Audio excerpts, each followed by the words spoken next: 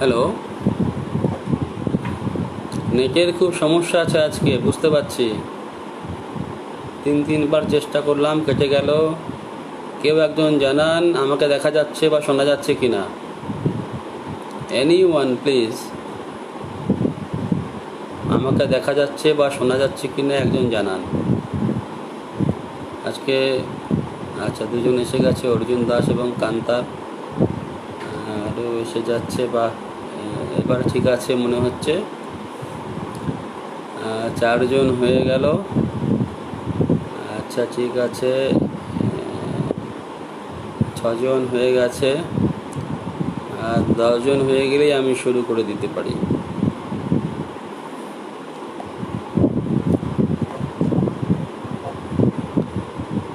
চক্রবর্তী এসে গেছে, যার সম্পর্কে আজকে আমি আলোচনা বা তার কবিতা পাঠ করার কথা।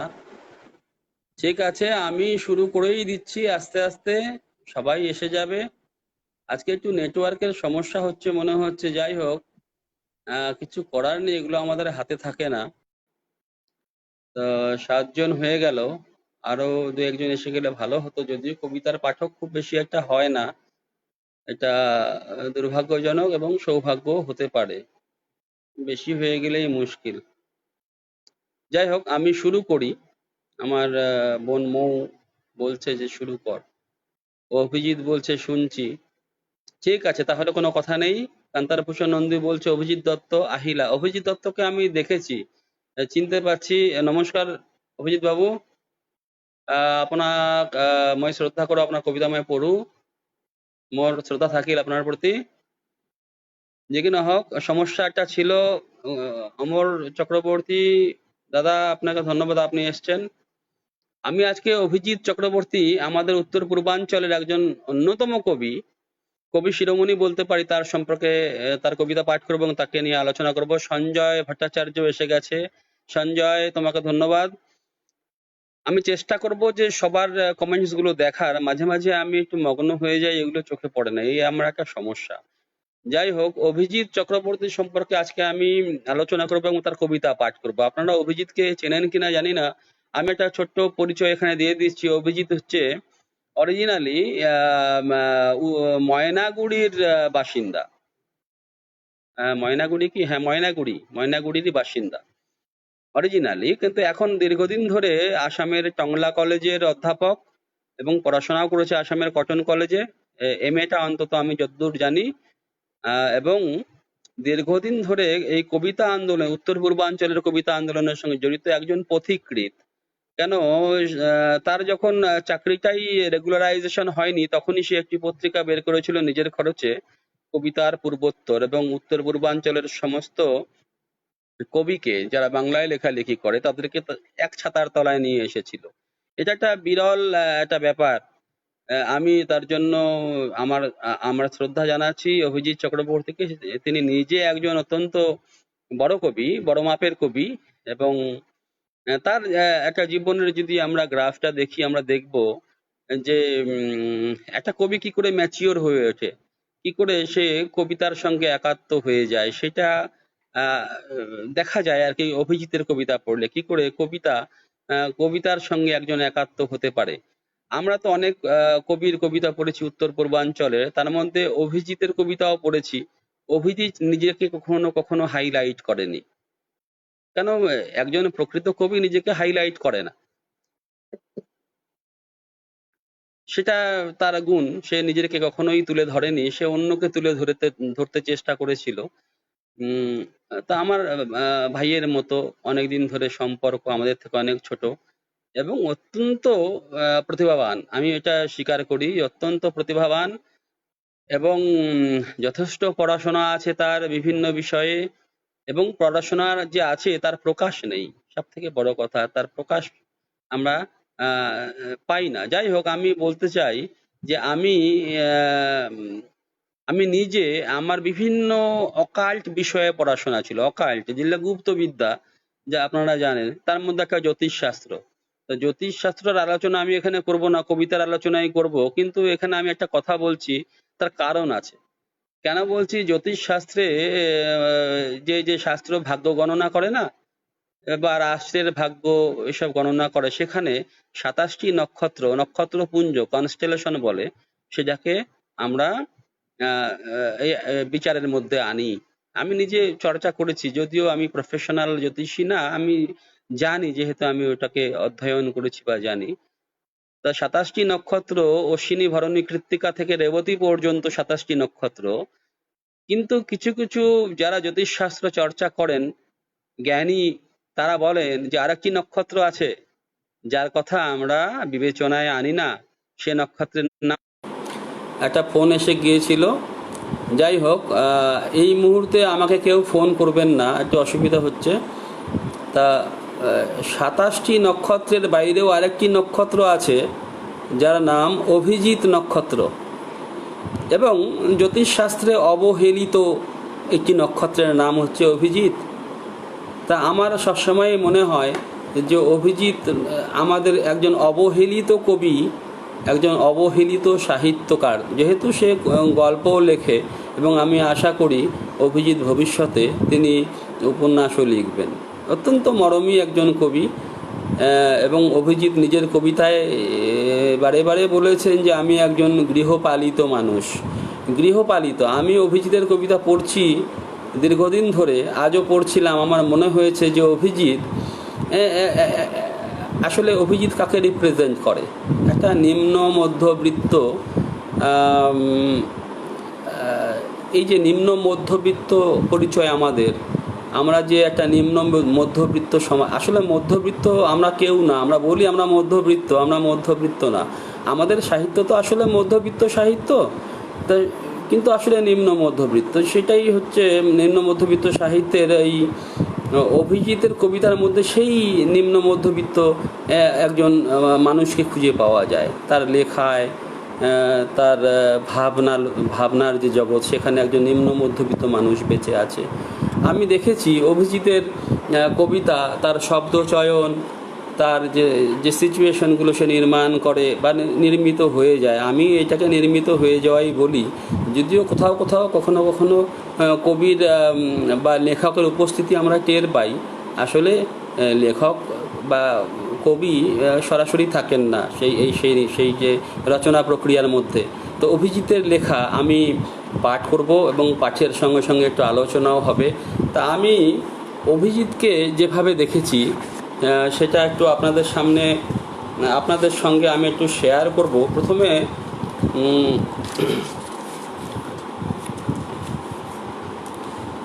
আমি একটা কবিতা পড়ি। অভিজিতের কিন্তু কিছু কিছু কবিতা ছিল আগে, যেগুলো একটু অন্তমিলে লেখা, কোথাও কোথাও ছড়ার ছন্দও আছে, ও ছড়াও লেখে, ছড়ার একটা বইও আছে। তা ছড়ার ছন্দও খুব ভালো কবিতা লেখা যায় বলে আমি বিশ্বাস করি। তা কেউ যদি লিখতে পারে, যার ক্ষমতা আছে, কেন ছন্দকে অস্বীকার করা যায় না। রবীন্দ্রনাথ বলেছিলেন যে ছন্দ হচ্ছে যে বাইরে বন্ধন অন্তরে মুক্তি, সেটা রবীন্দ্রনাথ পারতেন, যে বন্ধন এবং ভিতরে মুক্তি, সেটা অভিজিতের কবিতায় আছে, যে বাইরের একটা বন্ধন আছে। কেন ছন্দ বা অন্তমিল, এটা তো বন্ধন, আসলে আমি একটা বেড়া দিচ্ছি, সেই বেড়ার ভিতরেও যদি মুক্তি থাকে, সেটা অভিজিতের কবিতায় আছে। আমি পড়েছি, সেটা স্বরাচ্ছন্দই হোক বা অন্য কোনো ছন্দই হোক, যেই হোক, আমি অভিজিতের প্রথম যেটা কবিতা পড়ব, সেটা অভিজিতেরই সম্পাদিত কবিতার পূর্বোত্তরের 2য় সংখ্যায় প্রকাশিত হয়েছিল। এই কবিতাটা পড়লে অভিজিৎকে চেনা যাবে বলে আমার বিশ্বাস, সেই জন্যই আমি এই কবিতাটা পড়ছি। আমাকে শুনতে বা দেখতে পাচ্ছেন তো আপনারা? যাই হোক, কবিতার নাম হচ্ছে পান পর্বের কোলাজ। আমি মনে করি এটি শুধু, আমরা তো আসলে একটা উত্তর পূর্বাঞ্চল বলে একটা আলাদা ভূগোল রচনা করি, আসলে ভূগোল বলে কিছু হয় না, ভূগোল বলে কিছু হয় না, ব্রহ্মাণ্ড বলেও কিছু হয় না। এখন মাল্টিভার্সের, কেন ব্রহ্মাণ্ড একটা না, অসংখ্য, একটার পর একটা, তার শেষ নেই, অনন্ত। তা কবিতারও কোনো ভূগোল হয় না, তার কোনো ব্রহ্মাণ্ড হয় না, তার কিছু হয় না আসলে। যাই হোক, আমরা যেখানে থাকি তার তো পারিপার্শ্বিক আমাদের উপরে একটা প্রভাব ফেলে, সেটার ছাপ থাকে। তা পান পর্বের কোলাজ নামে একটা কবিতা, এই কবিতার থেকে আমি অভিজিৎকে চেনার চেষ্টা করেছি। আমি পড়ি কবিতাটা, আপনারা শুনুন। পান পর্বের কোলাজ। পান পর্ব আর বিশেষ বলবো না। লোকটা ওর পেরেক ঠোকা মেরামতি লাটিমটা দেখতে পাচ্ছিল। একটা বিবর্ণ কাঁটা ঝোপ থেকে গড়িয়ে আসছিল ওর হারানো জলগুলি। হ্যারিকেনের আলোতে যুক্ত ব্যঞ্জন মক্স করতে শরীর বেয়ে নামছিল ঘাম। আর পাড়ার মেয়েদের সঙ্গে দাঁড়িয়া বান্ধা খেলতে গিয়ে লোকটা কিছুতেই সামলাতে পারছিল না ওর খাকি হাফ প্যান্টের বোতাম। যদিও পোষা গরুটা ওকে পিঠে উঠতে দিয়েছিল। কাদামাখা লোকটা ডাইভ মেরে ধরে ফেলেছিল বাতাবি লেবুর বল, কিন্তু পুকুরে ব্যাঙ নাচাতে গিয়ে লজ্জাজনক হেরে যাচ্ছিল সে। কাদায় বারবার পিছলে যাচ্ছিল প্রকাণ্ড এক হলু চ্যাং, এবং ক্লাসরুমে ওর কেবলই সর্বনাশা ঘুম পাচ্ছিল, তাও কেশব স্যারের ক্লাসে। এটা ফাঁক আছে, এর মধ্যে গ্যাপ আছে। কাঁদতে কাঁদতে ঘুমিয়ে পড়েছে মহানগর। সে একান্ত হেঁটে চলেছে আলপথ ধরে। মোবাইল নিভিয়ে দিই এসো, একা হোক সে। এই একা হোক সে, এটা হচ্ছে কবিতাটির শেষ লাইন। দেখা যাচ্ছে, শোনা যাচ্ছে তো? দেখুন, এখানে একটা কোলাজ, এটা তো কোলাজ, বিভিন্ন ছবির কোলাজ। আসলে এখানে একটি লোকের, এটা শুরু থেকে শেষ পর্যন্ত বিভিন্ন ছবি, তার মাধ্যমে তার যেন একটা ফ্ল্যাশব্যাকের মতন ব্যাপার এখানে আসছে। এবং শেষ লাইনে কবি বলছেন যে একা হোক সে। তার আগে আমরা পাচ্ছি, দেখুন, আমি শব্দ নিয়ে খুব বেশি ভাবি এবং শব্দের উপরে গুরুত্ব দিই। অভিজিতের শব্দ চয়ন খুব কনসাস, এবং সে শব্দ নিয়ে খুব ভাবে।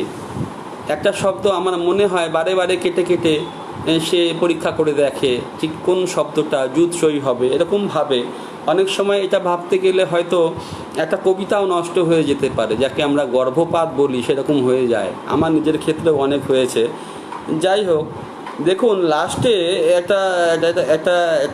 একটা স্মৃতির টুকরো, যে সর্বনাশা ঘুম পাচ্ছিল, তাও কেশব স্যারের ক্লাসে। তাও আমি অনেক সময় ভেবেছি, তাও শব্দটা না দিলেও তো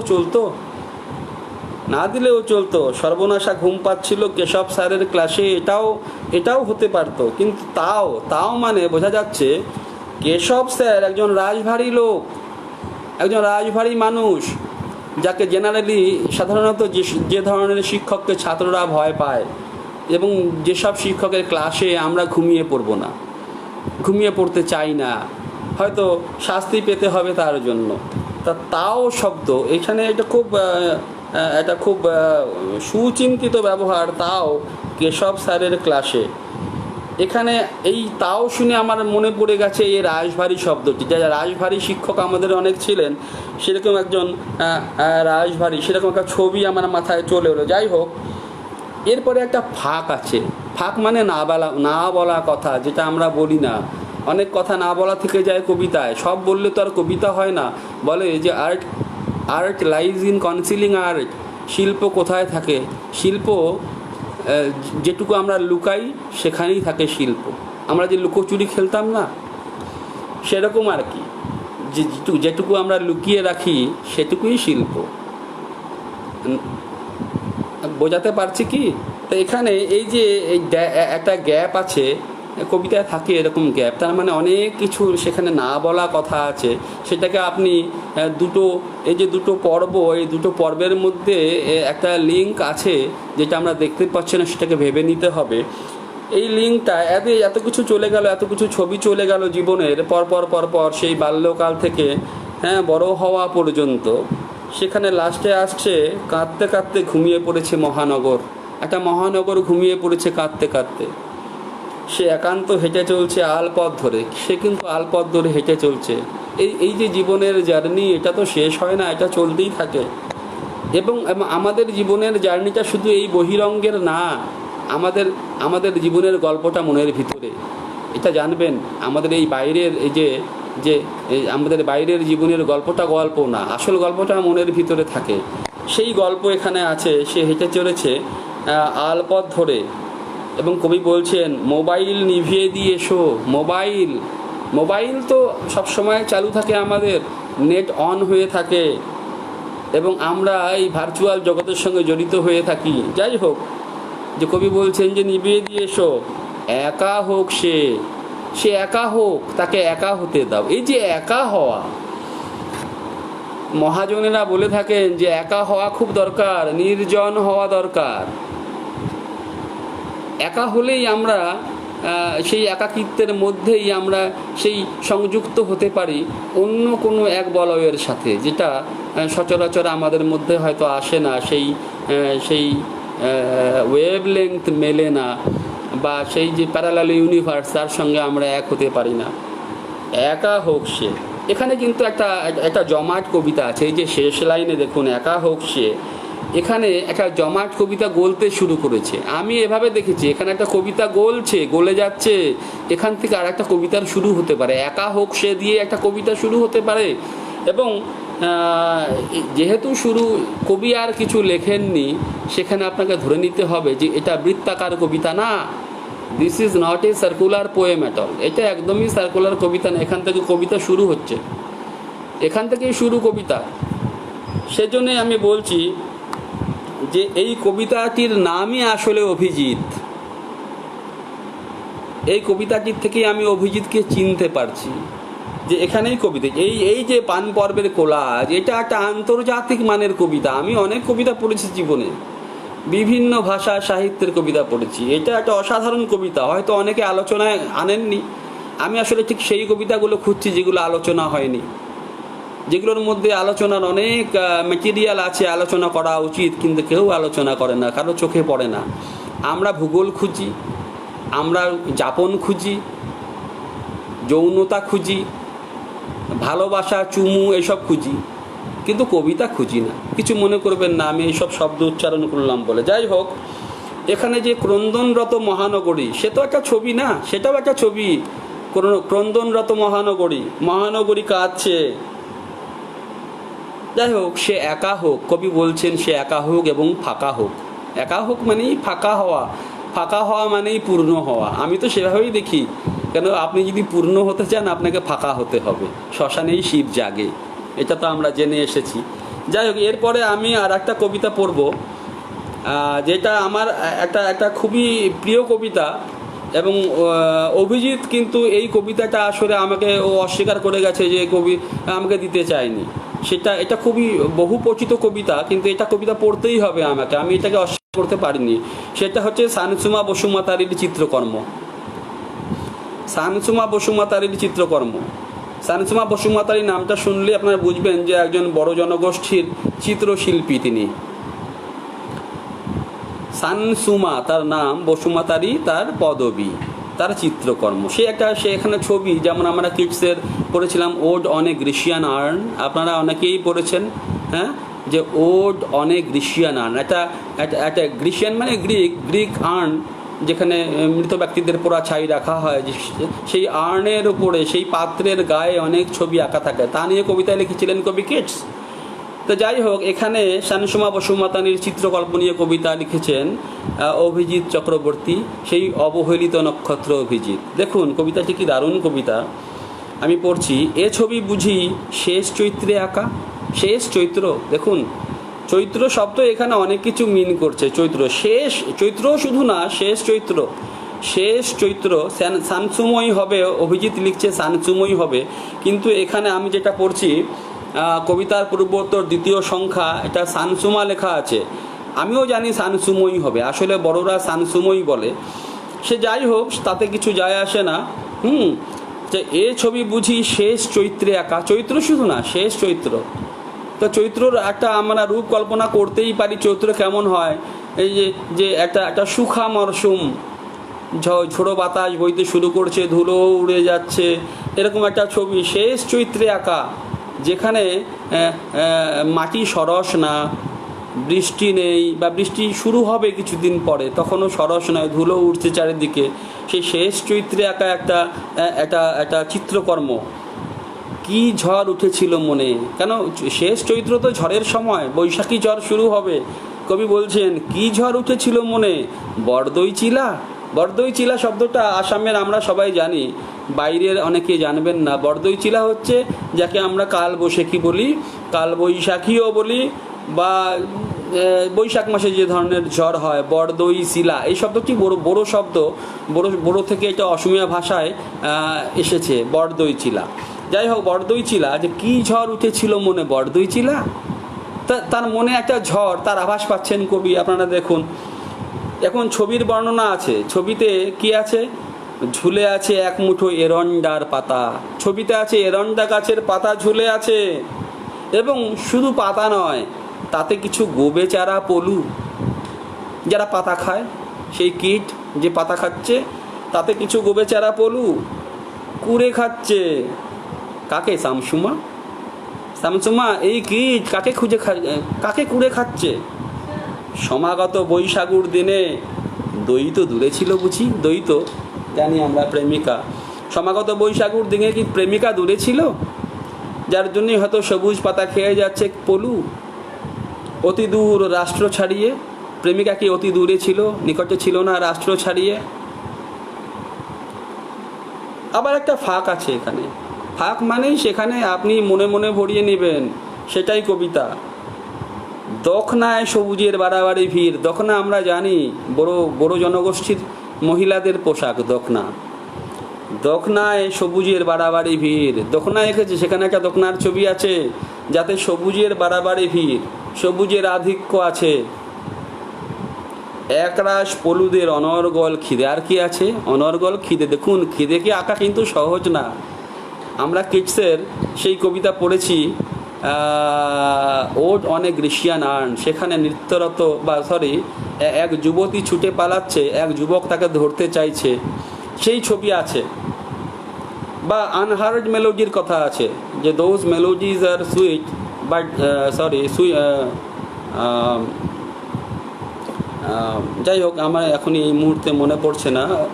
আনহার্ড মেলোডিজ আর সুইট, আর কি, যে সুর আমরা শুনতে পাই সেটা তো সুইট, মধুর, কিন্তু যেটা শুনতে পাই না, আমি সবসময় এটাই বলে যাচ্ছি, যা লিখতে পারি না, যা শুনতে পারি না, যে এই যে একজন বাঁশিবাদক বাঁশি বাজাচ্ছেন, সে কিটস দেখেছেন তার ছবি, যে বাঁশিবাদক বাঁশি বাজাচ্ছেন, সেই বাঁশি তো আমরা শুনতে পারছি না, সে তো ছবি, কিন্তু আনহার্ড মেলোডি শুনতে পারছি না, তবু যে সঙ্গীত আমরা শুনতে পাই, যে সুর শুনতে পাই, তার চেয়েও মধুর হচ্ছে যেটা শুনতে পাই না। আমি বারবার বলছি, যা লিখতে পারছি তার চেয়েও মধুর যা লিখতে পারছি না।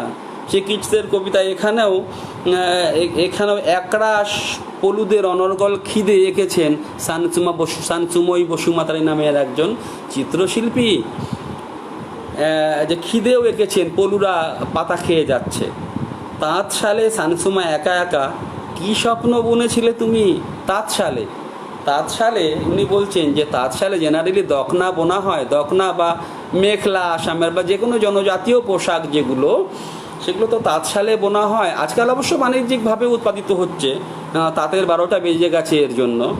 যাই হোক, তাঁত শালে শানসুমা একা একা কী স্বপ্ন বুনছিল, এখানে দখনার কথা হচ্ছে না, তুমি কি স্বপ্ন বুনছিলে? স্বপ্ন, দেখুন দখনার সঙ্গে স্বপ্ন মিলে যাচ্ছে। দখনা কি শুধু একটি পোশাক না, এটা একটা ড্রিম, একটা স্বপ্ন। তুমি সেই স্বপ্ন বুনছিলে কার? নিশ্চয়ই তার প্রেয়সীর দখনা, যে প্রেয়সী কাছে নেই, দূরে, রাষ্ট্র ছাড়িয়ে অন্য কোথাও আছে। এবং বৈশাখুর দিনে, আপনারা জানেন বৈশাখু যে অসমীয়াদের রঙালী বিহু হয়, বহাগ বিহু হয়, সেই বিহুটাই বড়ো যারা তারা পালন করে বৈশাখু হিসেবে। বৈশাখু নাচও আছে, যাই হোক, সেখানে তারা নাচ গান করে, তাদের বিহু নাচ আছে, নিজস্ব বিহু আছে, সেটা আসলে তাদের নিজস্ব বিহুই। তা তুমি কি স্বপ্ন বুনছিলে? কত অশ্রু সবুজে মেশালে। আরও একটা ফাঁক, তারপরে এখানে একটা ফাঁক আছে, ফাঁক মানে আপনাকে বাকিটা ধরে নিতে হবে কি আছে। কত অশ্রু সবুজে মেশালে এমন হরিদ্রাভ হয় এরন্ডার পাতা। এরন্ডার পাতা এত যে হরিদ্রাভ হয়েছে, তুমি কত সবুজ মিশিয়েছো তাতে, যে এত সবুজ হয়ে গেছে। দেখুন, এটা এটা এটা এটা এটা একটা দারুণ কবিতা। আমি তো এই যে কিটসের সেই কবিতার সঙ্গে মিল পাচ্ছি এখানে, যে কিটসের সেই যে আমরা বলি নেগেটিভ ক্যাপেবিলিটি, বা কিটসের কবিতায় সে রোমান্টিক চেতনা, সেগুলো এখানে আছে। তবে অভিজিৎ চক্রবর্তী একজন আমি আমি প্রথমেই শুরু করছি মধ্যবিত্ত জীবনের কবি। তার কবিতায় আপনারা পাবেন কি পাবেন, একটা মধ্যবিত্ত নিম্ন মধ্যবিত্ত জীবন। শুধু মধ্যবিত্ত বললে আছে, মধ্যবিত্তরা বড় লোক, আসলে তারা বুর্জোয়া শ্রেণী যাদেরকে বলি, সেটা আসলে আমরা নিম্ন মধ্যবিত্ত, আমাদের নুনা। আমরা আবার একজন ফোন করছেন, কেন করছে না বুঝতে পারছি না, এই মুহূর্তে ফোন করা উচিত না, মাফ করবেন। যাই হোক, যেটা বলছিলাম আর কি, যে এই যে হারিয়ে যায় ফোন টোন এলে, মাফ করবেন। আবার তিনি ফোন করছেন, কেন করছেন আমি বুঝতে পারছি না। তা আপনাদেরকে আমি কবিতা শোনাচ্ছি, অভিজিৎ চক্রবর্তীর কবিতা। আমার আলোচনা আপনাদের কেমন লাগছে আমি জানি না। আমি নিজের মতন করে কবিতা পড়ি, নিজের মতন করে বুঝি, তারপরে আপনাদের কেমন লাগবে সেটা আপনারা নিজেরাই বুঝে নিতে হবে। তা আমি দেখছি এখানে আরেকটি বই আছে যেখানে অভিজিতের কবিতা আছে।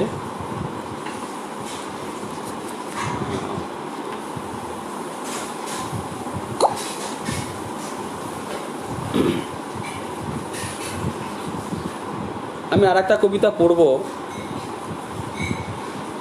মৃত্যু দৃশ্যে মা।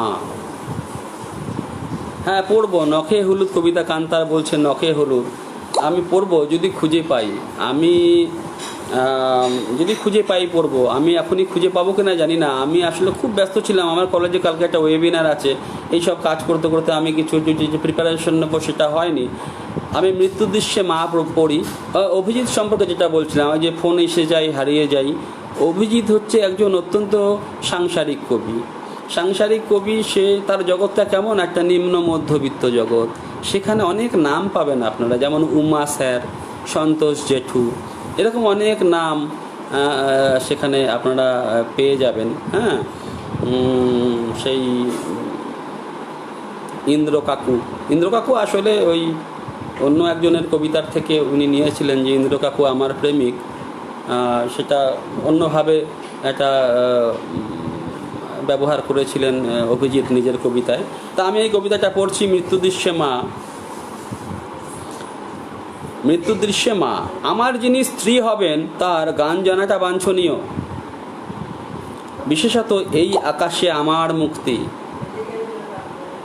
গানটি যেন তিনি গাইতে পারেন ঈর্ষণীয় আনন্দে। আবার একটু গ্যাপ আছে। আমরা গোল হয়ে বসবো শিয়রে, মাথার দিকে বাবা, পাশে আমরা দু ভাই। বিছানায় সেই বিশেষ গানে পারদর্শী স্ত্রী। সে রাতে বৃষ্টি পড়বে ঝিরিঝিরি একটানা, রাত দুপুরে স্তব্ধতা উপুর করে দেবে রাত। তোমার শ্বাস স্লথ হয়ে আসবে, একটা গ্যাপ আছে, তোমার শ্বাস স্লথ হয়ে আসবে। প্রলম্বিত রবীন্দ্রগীতি শেষ হয়ে শুরু হবে আবার, চলতেই থাকবে যতক্ষণ না তুমি ঠোঁটের কোণে হাসিটুকু বজায় রেখে আলোয় আলোয় মুক্তি পেয়ে যাও। এটা বুঝতেই পারছেন, একটা রাবীন্দ্রিক ভাবনার কবিতা। আবার একটা গ্যাপ, তারপরে আছে এইভাবে প্রিয় নারীর মৃত্যু আঁকি আমি, এইভাবে আঁকি ওর শেষ রবীন্দ্র উপভোগ। হ্যাঁ, শেষ লাইনে রবীন্দ্র আছে। তা মৃত্যু দৃশ্যে মা, দেখুন অভিজিতের অনেক কবিতায় মা আছে, আমরা দেখেছি মা, বাবা, রিফিউজি সন্তান। আমি জানি না অভিজিৎ ব্যক্তিগত জীবনে রিফিউজি সন্তান কিনা, হতেও পারে। অনেকেই তো আমরা দেশভাগের শিকার, সেটা বড় কথা না, বরঞ্চ এরকম অভিজ্ঞতা থাকাই ভালো। কেন আমি মনে করি যত কবিরাজ আছে না দুনিয়াতে, তার চেয়ে বড় কবিরাজ হচ্ছে কবি। কবিরাই হচ্ছে আসল।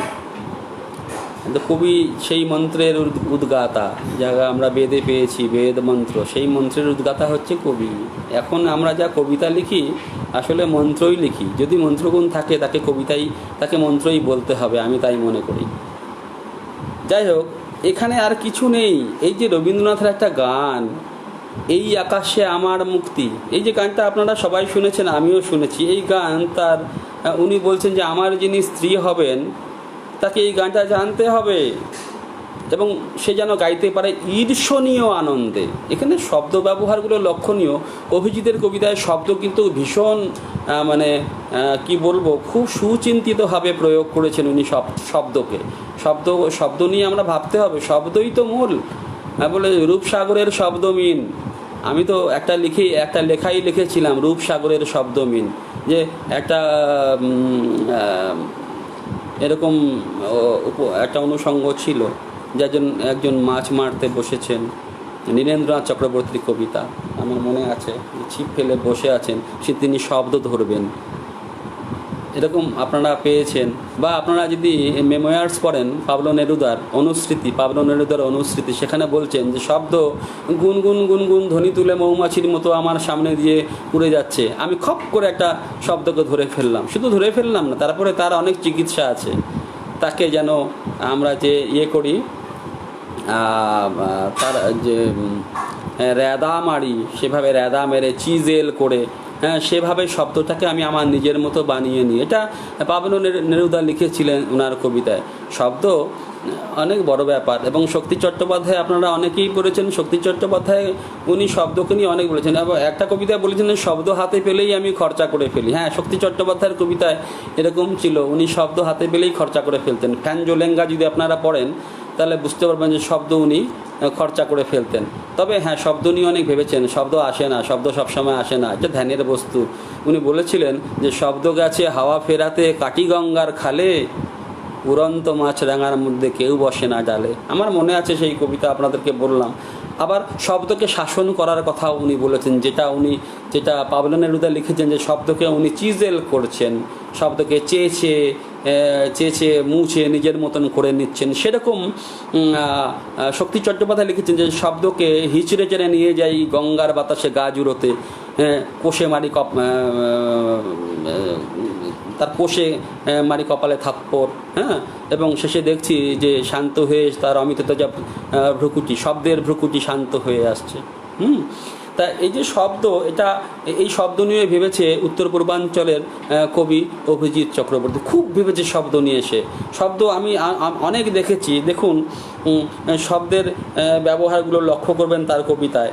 হ্যাঁ, আমি এখানে কিছু লিখে রেখেছিলাম। আসলে দেখুন, তার কবিতায় আপনারা পাবেন যে অনেক নাম পাবেন। আমি একটু আগে বললাম সন্তোষ জেঠু, উমা স্যার, এরকম অনেক নাম, ইন্দ্র কাকু, অনেক নাম পাবেন। স্যার অনেক, কেন স্কুল জীবনটা মনে হচ্ছে কবির জীবনের একটা অন্যতম অধ্যায়। স্কুল জীবন তাকে অনেকভাবে ছুঁয়ে গেছে। স্কুল জীবন, যে স্যারদের ক্লাস, সেখানে তার উপস্থিতি, স্যারদের পঠন পাঠন, তাদের যে উপস্থিতি, এটা ভীষণভাবে তার কবিতায় আছে। এবং তার সঙ্গে তুলনায় আছে এই সময়ের অধ্যাপকদের ক্লাস। আমি নিজেও একজন অধ্যাপক, এবং আমরা অধ্যাপকরা কী করি, সাধারণত কী করি, আমি নিজের কথা বলবো না, একটা জেনারেল কথা বলি আর কি, যে আমাদের ক্লাস, আমরা এর আগের যারা শিক্ষকরা ছিলেন ঠিক তাদের মতন আমাদের ক্লাসগুলো হয় না।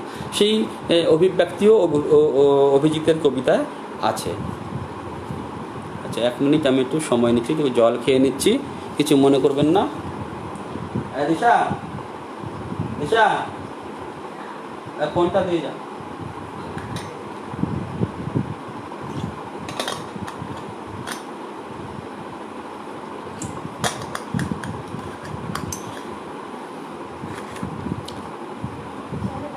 হ্যাঁ, ওর ফোনটা দিতে বলো তো।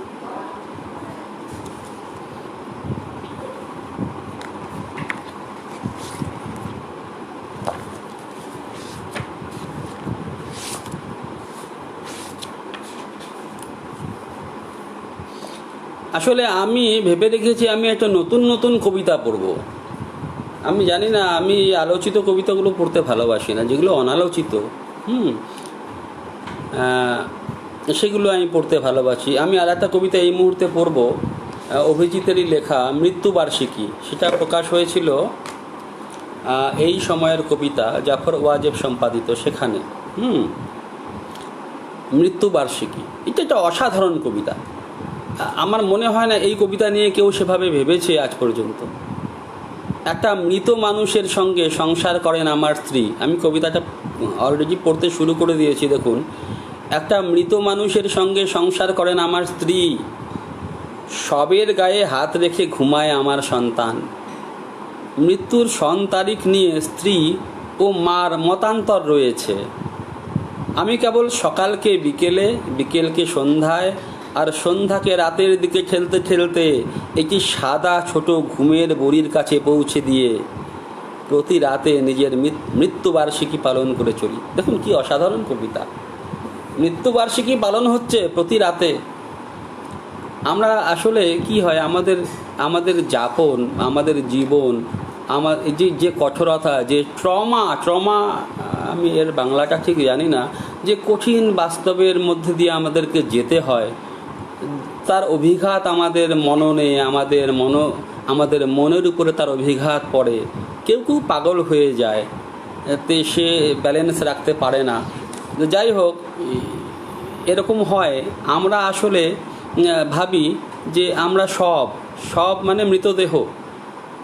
এই মৃতদেহ আসলে এই কবিতাটা হচ্ছে একটা এক্সিস্টেন্সিয়ালিস্ট পোয়েম, অস্তিত্ববাদী কবিতা। অস্তিত্বের সংকটই এই কবিতার উপজীব্য। আপনারা দেখবেন উনি বলছেন যে আমার স্ত্রী সংসার করছেন কার সঙ্গে? একটি মৃত মানুষের সঙ্গে। মৃত মানুষের সঙ্গে সংসার হয়? ভেবে দেখবেন।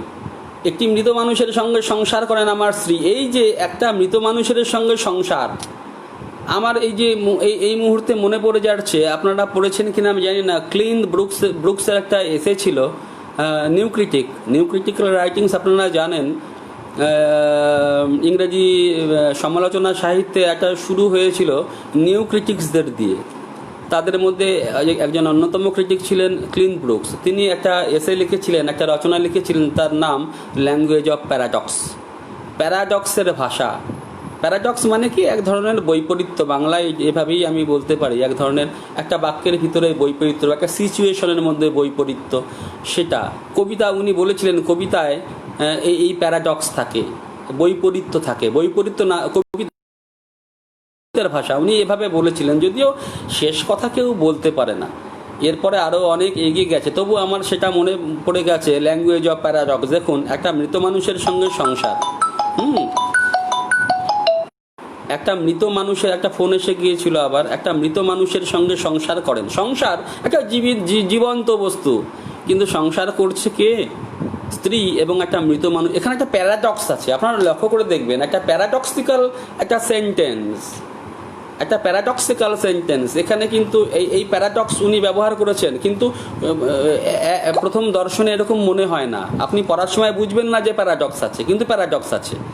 আমি আমি যেহেতু আমি এই পাশ্চাত্য সাহিত্য পড়েছি এবং আমার একটু ঝোঁক আছে ওসব পড়ার, কারণ আমরা ওইভাবে ওগুলো পড়েছি বলে এগুলো ধরতে পারি। এটা আমার ক্ষমা করবেন, এটা কিন্তু আমি নিজেকে বড় করছি না, আমি খুব ছোট মানুষ, তবু বললাম আর কি।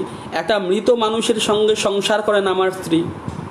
আপনারা এক্সিস্টেন্সিয়ালিস্ট যদি সাহিত্য পড়েন আপনারা দেখবেন, আপনারা অ্যালবিয়ার কামু তো অনেকেই পড়েছেন, আপনারা দেখবেন পাবেন এরকম লেখালেখি, যে একটা মৃত মানুষের সঙ্গে সংসার করেন আমার স্ত্রী। এই যে প্যারাডক্স আছে এখানে, প্যারাডক্সিক্যাল ল্যাঙ্গুয়েজ। সবের গায়ে হাত রেখে ঘুমায় আমার সন্তান, এবং সন্তান ঘুমাচ্ছে সবের গায়ে হাত রেখে, যেটা শ্মশানে হয়। শ্মশানে আমরা সবকে ছুঁয়ে থাকি। আমার নিজের একটা কবিতা এরকম ছিল। যাই হোক, আমি নিজের কথা বেশি বলে ফেলি অনেক সময়, আমাকে মাফ করবেন। সবের গায়ে হাত রেখে ঘুমায় আমার সন্তান, তাহলে কি হয়ে গেল? সংসারটা আসলে শ্মশান। মৃত্যুর সন্তারিখ নিয়ে স্ত্রী ও মার মতান্তর রয়েছে। স্ত্রী এবং মার মধ্যে মতান্তর হচ্ছে কি বিষয় নিয়ে? মৃত্যুর সন্তারিখ নিয়ে। দেখুন কি আশ্চর্য, যে মৃত্যুর সন্তারিখ নিয়ে মতান্তর হচ্ছে মা এবং স্ত্রীর মধ্যে। স্ত্রী বলছে যে এই তারিখে মরেছে লোকটা, মা বলছে না ওই তারিখে। কি আশ্চর্য না? ভাবতে পারি? আমরা ভাবতেই পারি না। আর কবি কি বলছেন সেই মৃত লোকটির বয়ানে? কি পাচ্ছি আমরা? দেখুন, আমি কেবল সকালকে বিকেলে, বিকেলকে সন্ধ্যায়, আর সন্ধ্যাকে রাতের দিকে ঠেলতে ঠেলতে, উনি ঠেলছেন, সময় পার করছেন। আমার মনে পড়ছে ওয়েটিং ফর গোডো সেই নাটক, এস্ট্রাগো অ্যান্ড ভ্লাদিমির। আপনারা পড়েছেন সেই নাটক? আমি জানি নিশ্চিত আপনারা পড়েছেন, বাংলা অনুবাদও আছে। সেখানে আপনারা পড়েছেন যে সময় পার করাটাই একটা বিরাট একটা ব্যাপার, এবং যে একজন যখন অভিশপ্ত হলো, যে ঈশ্বর একজনকে অভিশাপ দিলেন। আমার মনে পড়ছে যে অভিশাপটা কি? যে কিপ হিম ওয়েটিং, যে ওকে অপেক্ষায় রেখে দাও। অপেক্ষা করা এর মতো শাস্তি আর কিছু নেই। আপনি যদি কখনো অপেক্ষায় থেকে থাকেন, আমরা সবাই থাকি বাস স্ট্যান্ডে, রেল স্টেশনে, বা আমাদের সেই যখন আমাদের যৌবন কোনো গাছতলায় প্রেমিকার জন্য আমরা অপেক্ষায় আছি আছি আছি, তার দেখা নেই, তোমার দেখা নাই রে, তোমার দেখা নাই, এই যে অপেক্ষা, এর মতন শাস্তি নেই।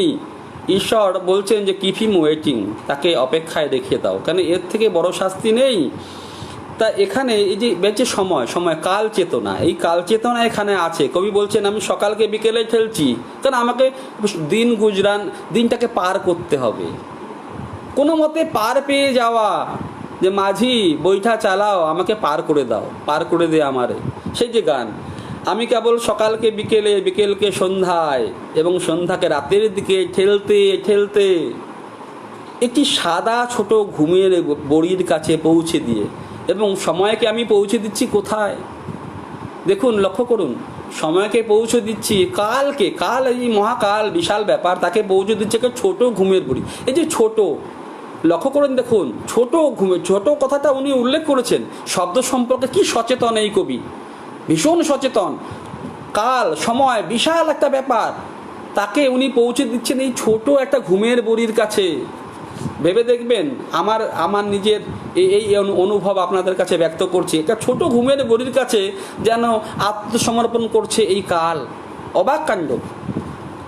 তিনি পৌঁছে দিচ্ছেন, এবং পৌঁছে দিয়ে কি করছেন? প্রতি রাতে নিজের মৃত্যু বার্ষিকী পালন করে চলি। মৃত্যু বার্ষিকী, মৃত্যু বার্ষিকী মানে বছরে একবার, যেমন বিবাহ বার্ষিকী বছরে একবার, মৃত্যু বার্ষিকীও বছরে একবার, কিন্তু প্রতি রাতে মৃত্যু বার্ষিকী।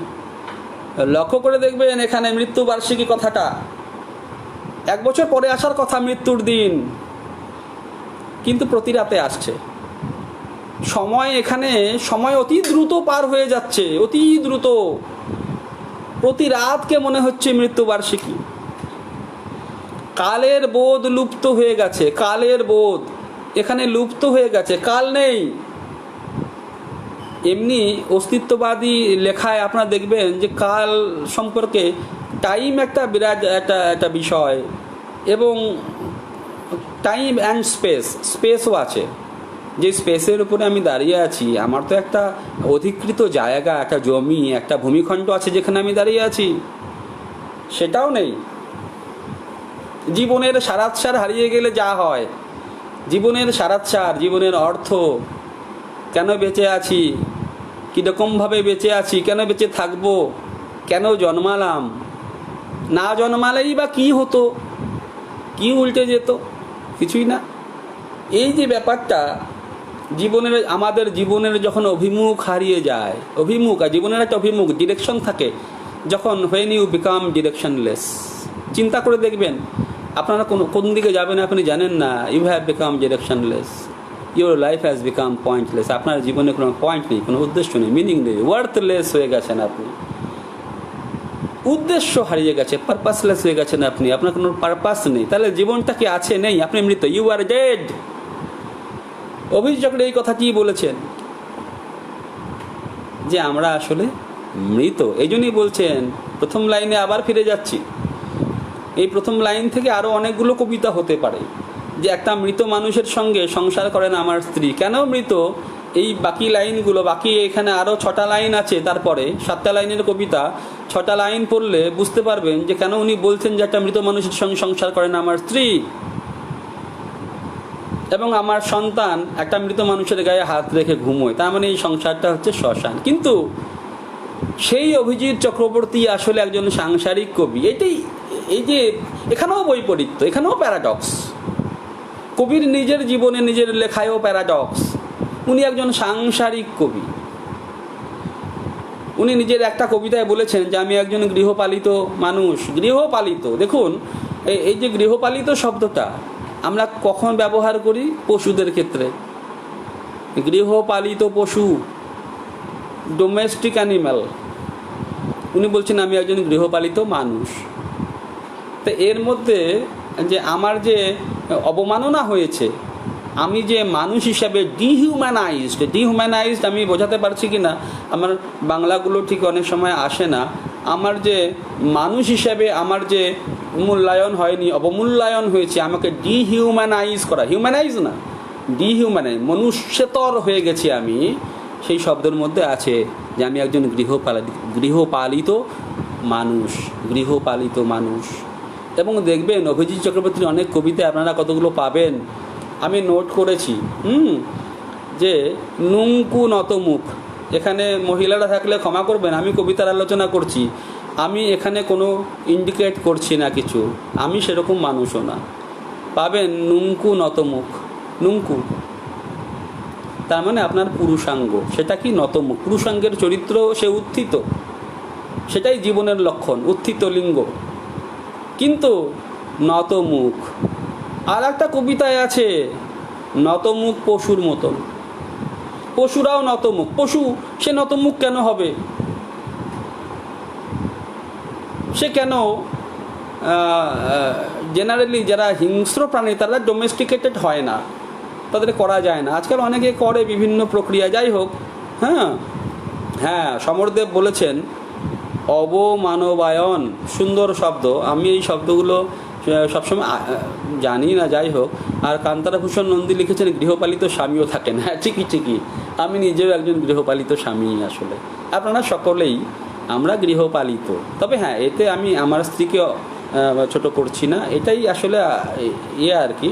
তা এই কবিতা সম্পর্কে, মৃত্যুবার্ষিকী সম্পর্কে বলতে গেলে আমার একটা শব্দই মাথায় আসছে, যে এটা একটা উত্তর আধুনিক কবিতা।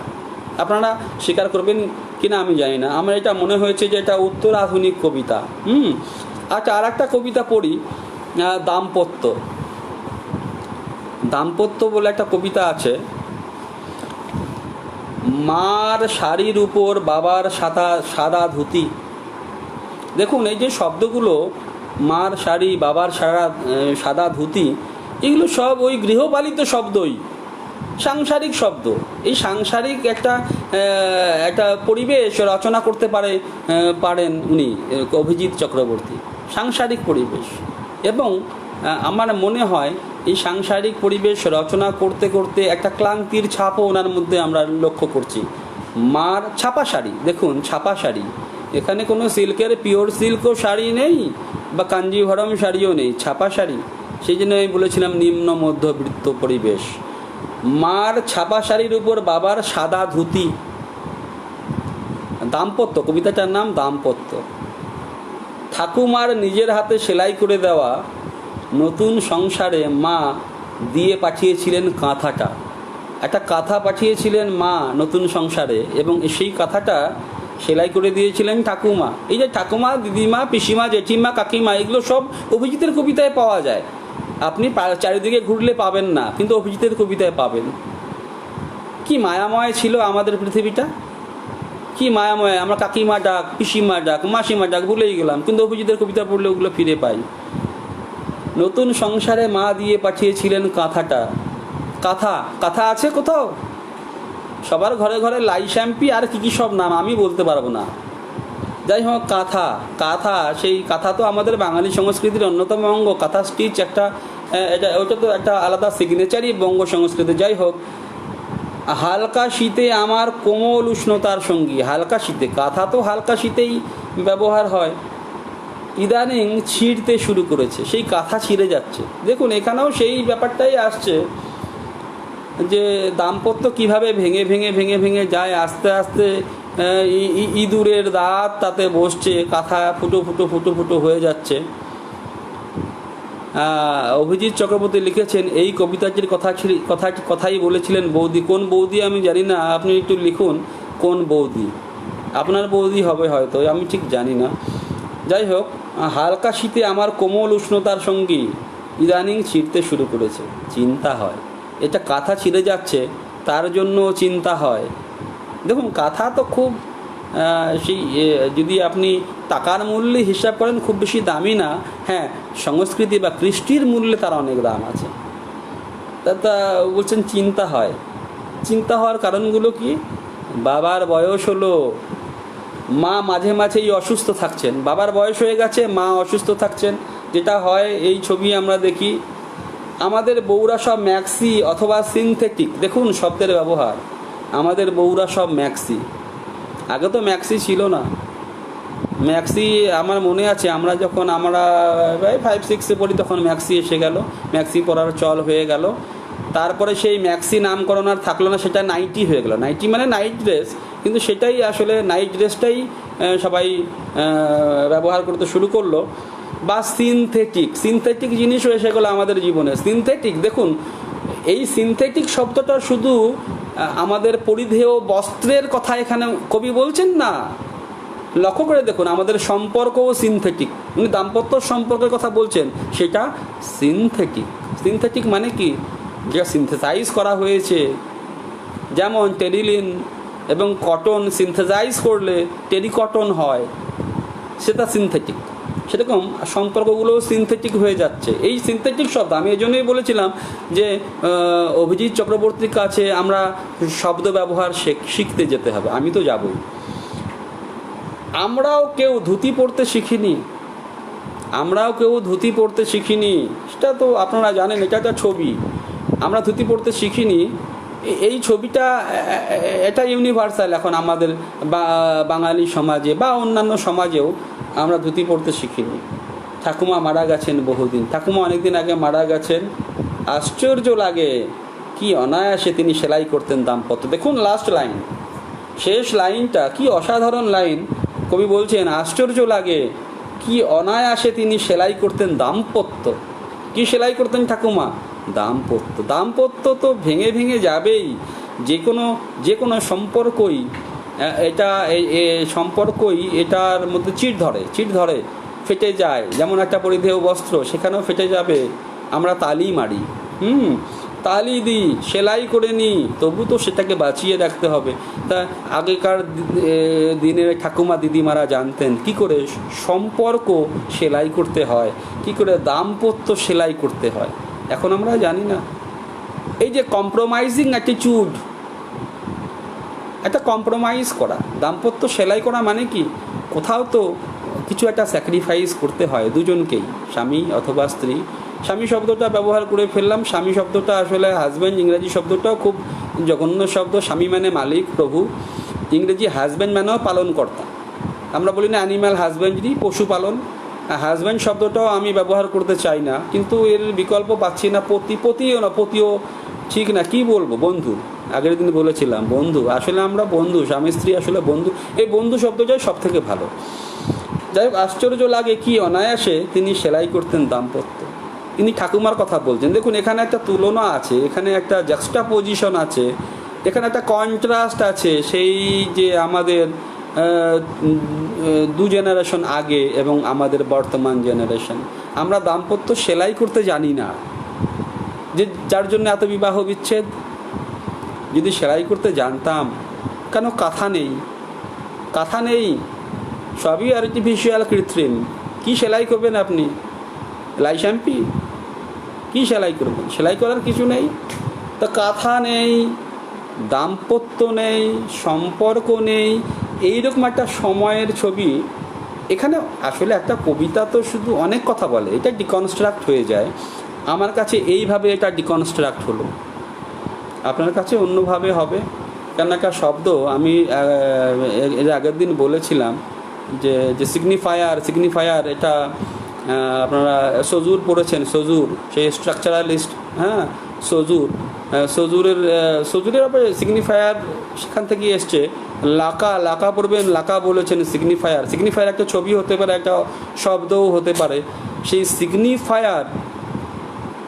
একটা সিগনিফায়ার আর একটা সিগনিফায়ারকে রেফার করে, সেটা আর একটাকে রেফার করে, সেটা আর একটাকে করে, এভাবে একটা চেইন, এটা একটা নেটওয়ার্ক, এটাকে বলে সিগনিফাইং চেইন। এবং এই নেটওয়ার্কের মধ্যেই আপনি অর্থ খুঁজে পাবেন, যেটুকু আপনার বোধগম্য হয় সেটুকু পাবেন, তবে সেটাই শেষ না। কেন? এটা ডিফারেন্ট হয়ে যায়, ডিফারেন্স, DIFFERANCE। দেখুন ডিফারেন্স শব্দটা ইংরেজিতে RENCE, কিন্তু ওটা ANCE, ডিফারেন্স। এই ডিফারেন্স কি মিন করে? পার্থক্য। হ্যাঁ, ডিফারেন্সও মিন করে। আবার পোস্টপনমেন্ট, যে একটা অর্থ পোস্টপন্ড হয়ে যাচ্ছে। পোস্টপন্ড মানে ফিক্সড মিনিং নেই, কোনো কিছুরই ফিক্সড মিনিং নেই। আমাদের জীবনেও কোনো ফিক্সড মিনিং নেই, কবিতারও ফিক্সড মিনিং হয় না। আজকে আমি যা বললাম কালকে এটা অন্য কেউ এসে নস্যাৎ করে দিতে পারে, তার কাছে অন্যভাবে এর অর্থ অন্য রূপে অন্যভাবে প্রতিভাত হতে পারে। সেটাই হওয়া স্বাভাবিক, সেটাই এবং কাম্য। আর একটা কবিতা পড়ি, যাই হোক কটা বাজলো একবার দেখে নিই। আমি একটু বেশি বকবক করে ফেলি বলে আমার ধারণা, 9টা 1 ঘন্টা 13 মিনিট বোধহয় হয়ে গেল। যাই হোক, আসলে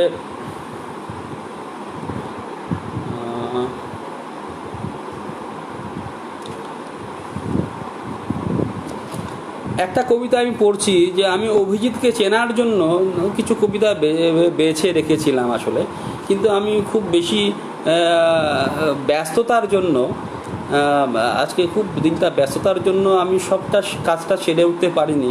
নাহলে আর একটু ভালো, আমি যদি আজকে সম্পূর্ণ করতে না পেরে আর একদিন আসবো, সেটা আপনাদেরকে বলে দিলাম। যাই হোক, একটা কবিতা আছে অভয়ারণ্য, সেটা অভিজিৎ আমার কাছে তার পিডিএফ পাঠিয়েছে, কবিতার খাতা নামে সেই পিডিএফ, সেটা এখনও প্রকাশিত হয়নি। হ্যাঁ, সেখানে তার একটা কবিতার একটা 12 মাসা বলেও একটা 12 মাসের কবিতা, প্রেমের কবিতা, সেটাও আছে। আমি পড়তে পারবো কি না আজকে বলতে পারছি না, আর একদিন হয়তো আসতে পারি সেজন্য। দেখুন, অভয়ারণ্য বলে একটা কবিতা আমি এখন পড়ব। অভয়ারণ্য আপনারা জানেন, যাকে আমরা বলি স্যাংচুয়ারি। জেনারেলি আমাদের তো জঙ্গল সংকুচিত হয়ে আসছে, আমরা জঙ্গল বন সব কেটে ছারখার করে দিচ্ছি। এটা আমার নিজের জীবনের সবথেকে বড় দুঃখ, যে জঙ্গল কোথাও নেই, বন কোথাও নেই, এখন অভয়ারণ্য। কিন্তু জানবেন, অভয়ারণ্যেই ভয় বেশি। যত অভয়ারণ্য আছে মানে স্যাংচুয়ারি, সেখানেই শিকার টিকার বেশি হয়।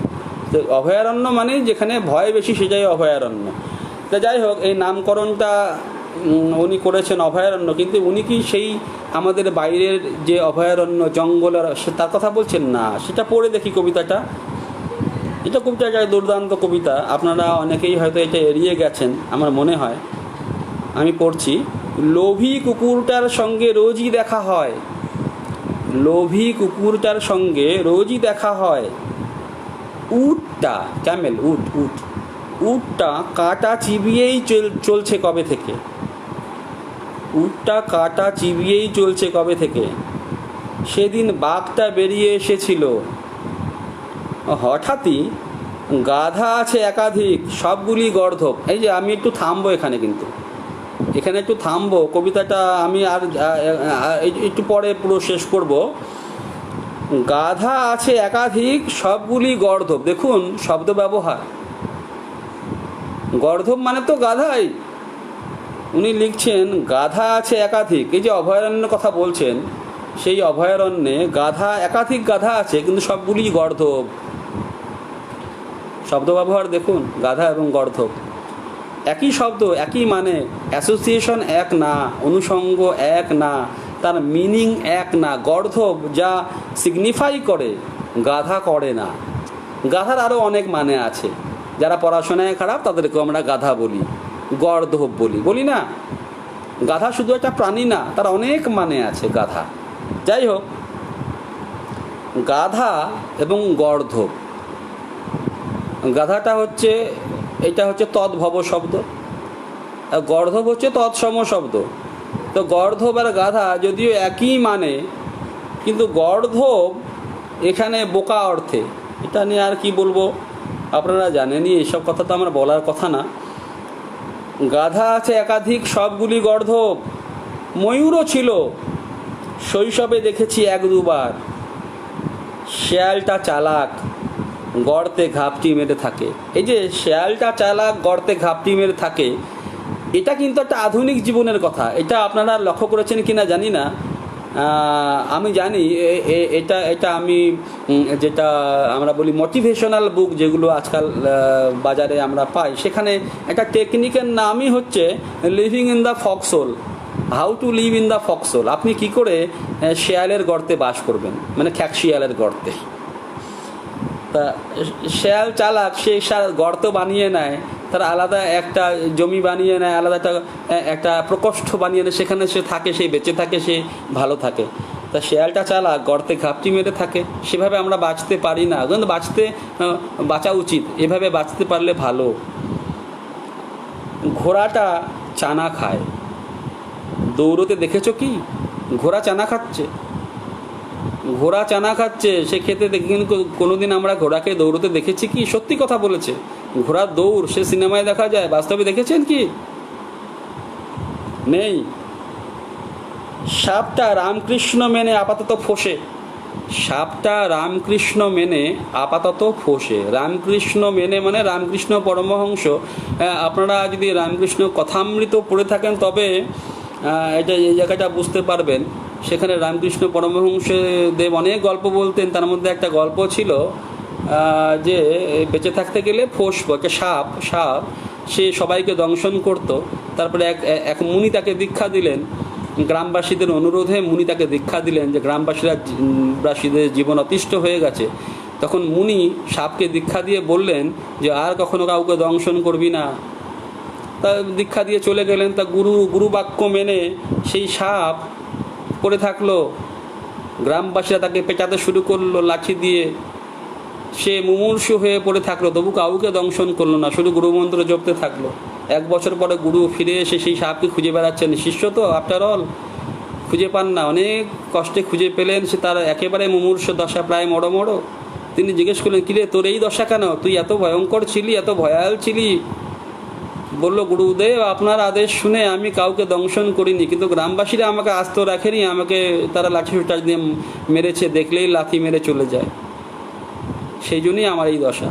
তখন গুরুদেব বললেন, আরে তোকে আমি দংশন করতে মানা করেছিলাম, ফোঁস করতে কি মানা করেছি? ফোঁস করতে হয়, বেঁচে থাকতে গেলে ফোঁস করতে হয়। সেই কথাটি এখানে এসেছে, সাপটা রামকৃষ্ণ মেনে আপাতত ফোঁসে। রামকৃষ্ণ বলেছিলেন ফোঁস করতে, সাপ ফোঁস করে। এখানে সাপ নিয়ে ভাবতে হবে, কিন্তু যৌনাঙ্গ হতে পারে, বলে দিলাম। কাকাতুয়া ঘুরে ঘুরে ডাকে, এই লাইনটা খুব ইম্পর্টেন্ট। কাকাতুয়া পাখি, সে ঘুরে ঘুরে ডাকে। কি বলে ডাকে? অভিজিৎ। কাকাতুয়া ডাকছে অভিজিৎ বলে। দেখুন, এখানে একটা গ্যাপ আছে, একটা স্পেস আছে। রোববার দেখে দলবল নিয়ে ঘুরে যাবে ভাবলে ব্যথিত, পর্যটক নিষিদ্ধ এই নিজস্ব জঙ্গল। এই জঙ্গলটা নিজস্ব জঙ্গল। এই শেষ লাইনে এসে দেখুন, এই যে পুরো জঙ্গলটা, এটা নিজস্ব জঙ্গল, ওনার মনের জঙ্গল, জীবনের জঙ্গল। যেখানে একটা লোভী কুকুর আছে, যেখানে একটা উট আছে যে কাঁটা চিবিয়ে যাচ্ছে, সে দগ্ধ হচ্ছে, বিদ্ধ হচ্ছে। একটা বাঘ বেরিয়ে আসে কখনো কখনো, বা একটা গাধা আছে সে গর্দভ। ময়ূরও আছে, যেমন আমরা শৈশবে দেখি, শেয়াল থাকে যে লুকিয়ে থাকে। একটা ঘোড়া কখনো দৌড়োয় না, শুধু চানা খায়। বা সাপ একটা আছে ফোঁস করে। কাকাতুয়া একটা আছে যে অভিজিৎ বলে ডাকে। এই যে স্যাংচুয়ারি, অভয়ারণ্য, এবং অভয়ারণ্যেই কিন্তু ভয় বেশি থাকে, যে জেনে রাখবেন। এই জন্যই কবি হয়তো শেষ লাইনে বলছেন, পর্যটক নিষিদ্ধ এই নিজস্ব জঙ্গলে। এই জঙ্গলে পর্যটক নিষিদ্ধ, পর্যটন হবে না, কেউ আসতে পারবে না এই জঙ্গলে। আমার এখানে মনে পড়ে যায়, যখন আমি এই কবিতা পড়ি, আমার মনে পড়ে যাচ্ছে সেই যে আমরা অনেক বয়স কম, তখন দেশ পত্রিকায় বেরিয়েছিল সেই কবিতা, শক্তি চট্টোপাধ্যায়ের জঙ্গল বিষাদে আছে। আপনারা পড়েছেন জঙ্গল বিষাদে আছে। আরম্ভটা এরকম ছিল, আমার মনে পড়ছে, জঙ্গল বিষাদে আছে কিন্তু আছে মূর্ত জানালা, রাম কিঙ্করের মূর্তি পড়ে আছে সে কিছু দেখে না। যাই হোক, এরকম আরম্ভ ছিল, কিন্তু এই পুরো জঙ্গলটাই ছিল। আপনারা যদি কবিতাটা পড়েছেন কেউ, বা বই আকারে পরে শক্তি চট্টোপাধ্যায়ের এই আপনার রচনা সমগ্র বা এগুলোতেও আছে, সেই জঙ্গল বিষাদে আছে, সেখানেও পাবেন। আমার লাইন কিছু মনে আছে। হ্যাঁ, গরুমারা বাংলো গেলে দেখা যায় হাতির পাহাড়, এখনও মনে আছে এই কবিতার লাইন, গরুমারা বাংলো গেলে দেখা যায় হাতির পাহাড়। যাই হোক, সেই জঙ্গল বিষাদে আছে, সেই জঙ্গলও ছিল মনের জঙ্গল। সেটা আমি তখনই বুঝেছিলাম, কবিতাটা পড়ার পরেই বুঝেছিলাম যে এই জঙ্গল সেই জঙ্গল না। যদিও উনি আসলে উত্তরবঙ্গের সেই ডুয়ার্সের সেই চিলাপাতা, সেই গরুমারা ফরেস্টের কথা বলছেন, কিন্তু আসলে সেটা প্রতীক। উনি আসলে নিজের মনের জঙ্গলের কথা বলছেন। এখানেও কবি অভিজিৎ নিজের মনের জঙ্গলের কথাই বলছেন, একটু ছোট করে এত বড় কবিতা না, জঙ্গল বিষাদে আছে অনেক বড় কবিতা। যাই হোক, ছোট করে ও একটা কথা বলে রাখি, কবি অভিজিতের কবিতায় কিন্তু শক্তি চট্টোপাধ্যায়ের একটা প্রভাব আছে, থাকতেই পারে। যেমন আমি সমরদেবের কবিতা আলোচনা করেছিলাম, ওনার কিছু কিছু কবিতা আমি সেদিন আমার বলা হয়নি, দু তিনটি কবিতায় জীবনানন্দের প্রভাব ছিল। আমাদের প্রত্যেকেরই কবিতায় জীবনানন্দের প্রভাব আছে, থাকবেই। সেটা থাকাটা বাঞ্ছনীয়, থাকাটা অসম্ভব কিছু না। যেমন জীবনানন্দের যদি আপনারা ঝরাপালক কাব্যগ্রন্থ পড়েন, দেখবেন নজরুল ইসলামের প্রচণ্ড প্রভাব আছে, সেটা থাকবেই। তারপর আমরা সেই প্রভাবগুলো কাটিয়ে উঠি, সেটা স্বাভাবিক। আমাদেরকে কাটিয়ে উঠতেই হবে, নিজস্ব একটা পোয়েটিক ইডিয়ম, নিজস্ব কাব্য ভাষা, কবিতা ভাষা সৃষ্টি করতে হবে। আচ্ছা, একটা কথা এখানে আমি বলে রাখি, আমি আজকে ভেবেছি যে আমাদের যে আমরা যে বলি কবিতা ভাষা, নিজস্ব সিগনেচার, আপনি দেখবেন, আপনি জয় গোস্বামীর কবিতা পড়লেন, আপনি বুঝতে পারবেন জয় গোস্বামীর কবিতা। একটা আছে ইন্ডিভিজুয়াল সিগনেচার, সুনীল গাঙ্গুলির কবিতা পড়লেন, বুঝলেন সুনীল গাঙ্গুলি। অনির্বাণ ধরিত্রীপুত্রের কবিতা পড়লেই বুঝবেন অনির্বাণ ধরিত্রীপুত্র। এই যে সিগনেচার, একটা ইন্ডিভিজুয়াল সিগনেচার আছে, আর একটা কিন্তু কালেকটিভ সিগনেচার আছে। যেমন বাংলাদেশের কবিতা পড়লেই বোঝা যায় বাংলাদেশের। এই সিগনেচারটা কিন্তু কালেকটিভ, একটা অঞ্চলের সিগনেচার। একটা ব্যক্তিগত থাকে আর একটা আঞ্চলিকও থাকে। আমাদের উত্তর পূর্বের একটা ব্যক্তিগত সিগনেচারও থাকতে পারে, আর একটা আঞ্চলিকও থাকতে পারে। একটা ব্যক্তিগত সিগনেচারও থাকতে পারে, একটা আঞ্চলিক সিগনেচারও থাকতে পারে। আমি জানি না কার কার মধ্যে আছে। আমি এইসব ভূগোলে বিশ্বাস করি না, সত্যি কথা বললাম। এই ভূগোল টুগোলগুলো ফাঁকি দেওয়ার বুদ্ধি। ফাঁকি দেওয়ার মানে আমি যখন কম্পিটিশনে হেরে যাব, আমি যখন প্রতিযোগিতায় যেতে পারবো না, তখন আমার নিজেকে আত্মরক্ষার উপায় হলো সেই ফক্সহোল, খ্যাকশিয়ালের গর্ত হচ্ছে আমাদের ভূগোল। তখন আমি বলবো কি, আমি এই ভূগোলের কবিতা। এই ভূগোলটা কি? হোয়াট ইজ দিস ভূগোল, হোয়াট ইজ দিস এই আইডেন্টিটি? আমি কবিতা লেখা লোক, বা আমি একজন কবি, আমি লিখি। আমি বিশ্ব সাহিত্যের লোক। যেমন অভিজিৎ চক্রবর্তীর কবিতা বিশ্ব সাহিত্য, বিশ্বমানের কবিতা। আমি তো বলবো এগুলো যদি অনুবাদ ঠিকভাবে কেউ করতে পারে, বিশ্বমানের। সমরদেবের কবিতা যদি কেউ অনুবাদ করতে পারে, বিশ্বমানের কবিতা। এখানে আবার ভূগোল টুগোল কি? হ্যাঁ, ভূগোল তো দেখুন, আপনি যেখানে আছেন, আমি যেখানে থাকি, আমি আমার কবিতায় লাউখোয়া বিল, আমার এখানে পাশে, আমার বাড়ির থেকে 1 কিলোমিটারও না, আধা কিলোমিটারও হবে না, লাউখোয়া বিল আছে। আমার কবিতায় লাউখোয়া বিল এসে গেল, রাজবংশী জনগোষ্ঠী এসে গেল, রাজবংশী সমাজ জীবন এসে গেল। তাই বলে কি আমি ছিটকে গেলাম? আমি আলাদা আইডেন্টিটি, আমি কি এত আমার আইডেন্টিটি ক্রাইসিস হয়ে গেল? আরে আসুন, আপনি যদি লিখতে পারেন, আসুন না। আজকে না হয় কালকে আপনার কবিতা পড়বে লোকে, পরশু দিন পড়বে, মরে গেলে পড়বে, 3 পুরুষ পার হয়ে গেলে পড়বে, তাতে কি আছে? আমি তো মনে করি অভিজিৎ চক্রবর্তীর কবিতা, সমরদেবের কবিতা, তপন মহন্তর কবিতা বেঁচে থাকবে। ভূগোলের জন্য বেঁচে থাকবে না, কবিতা নিজের সামর্থ্যে বেঁচে থাকবে। সামর্থ্যে বেঁচে থাকুন, সামর্থ্যে। ভূগোল টুগোল না, ওগুলো বাজে কথা। কিসের ভূগোল, কিসের উত্তর পূর্বের কবিতা, কিসের আসামের ব্রহ্মপুত্র উপত্যকার কবিতা, এসব বাজে কথা। আপনি নিজের সামর্থ্যে লিখুন, নিজের সামর্থ্যে। আমরা সবাই আমার একটা ভূগোল আলাদা আছে, আপনার একটা আলাদা ভূগোল আছে, অশোক দেবের একটা আলাদা ভূগোল আছে, প্রবুদ্ধ সুন্দরকরের একটা আলাদা ভূগোল আছে, মিলনকান্তি দত্ত আমার অত্যন্ত তার একটা আলাদা ভূগোল। আমি মনে করি, দেখুন আজকে বলে রাখছি, এই যে মনে পড়ে গেল, যে উত্তরাধুনিকতা যদি কারোর মধ্যে, ওই উত্তর পূর্বাঞ্চলে কারোর মধ্যে যদি খুব বেশিভাবে প্রকাশ পেয়ে থাকে স্টাইলে, তাহলে সেটা মিলনকান্তি দত্তের কবিতা। ভেবে দেখবেন, এখানে মিহির মজুমদার আছে সমালোচক। মিলনকান্তি দত্তের কবিতায় একটা লাইন থেকে আর একটা লাইন যদি আপনি যান, দেখবেন একটা কোয়ান্টাম লাভ দিতে হয়। কোয়ান্টাম লাভ যাকে বলে, জাম্প, একটা কোয়ান্টাম জাম্প করতে হবে আপনাকে। এটা একটা উত্তর আধুনিক কবিতার লক্ষণ। যাই হোক, এটা আমার মন্তব্য। মিহির দেব আছে, সমরদেব আছে, এখানে অনেক বিদগ্ধজন আছেন, অভিজিৎ চক্রবর্তী ছাড়া আপনারা ভেবে দেখবেন। আমি একবার ওনার কবিতা নিয়ে একটা লেখা লিখেছিলাম, মিলনকান্তি দত্ত এবং অভিজিৎ চক্রবর্তীর অনুরোধেই লিখেছিলাম, যদিও আমি একেবারেই অযোগ্য লোক ওনার কবিতা সম্পর্কে লিখতে গেলে। উনি অনেক গভীরের মানুষ, অনেক গভীর। তার কবিতা বিশ্লেষণ করা খুব কঠিন কাজ।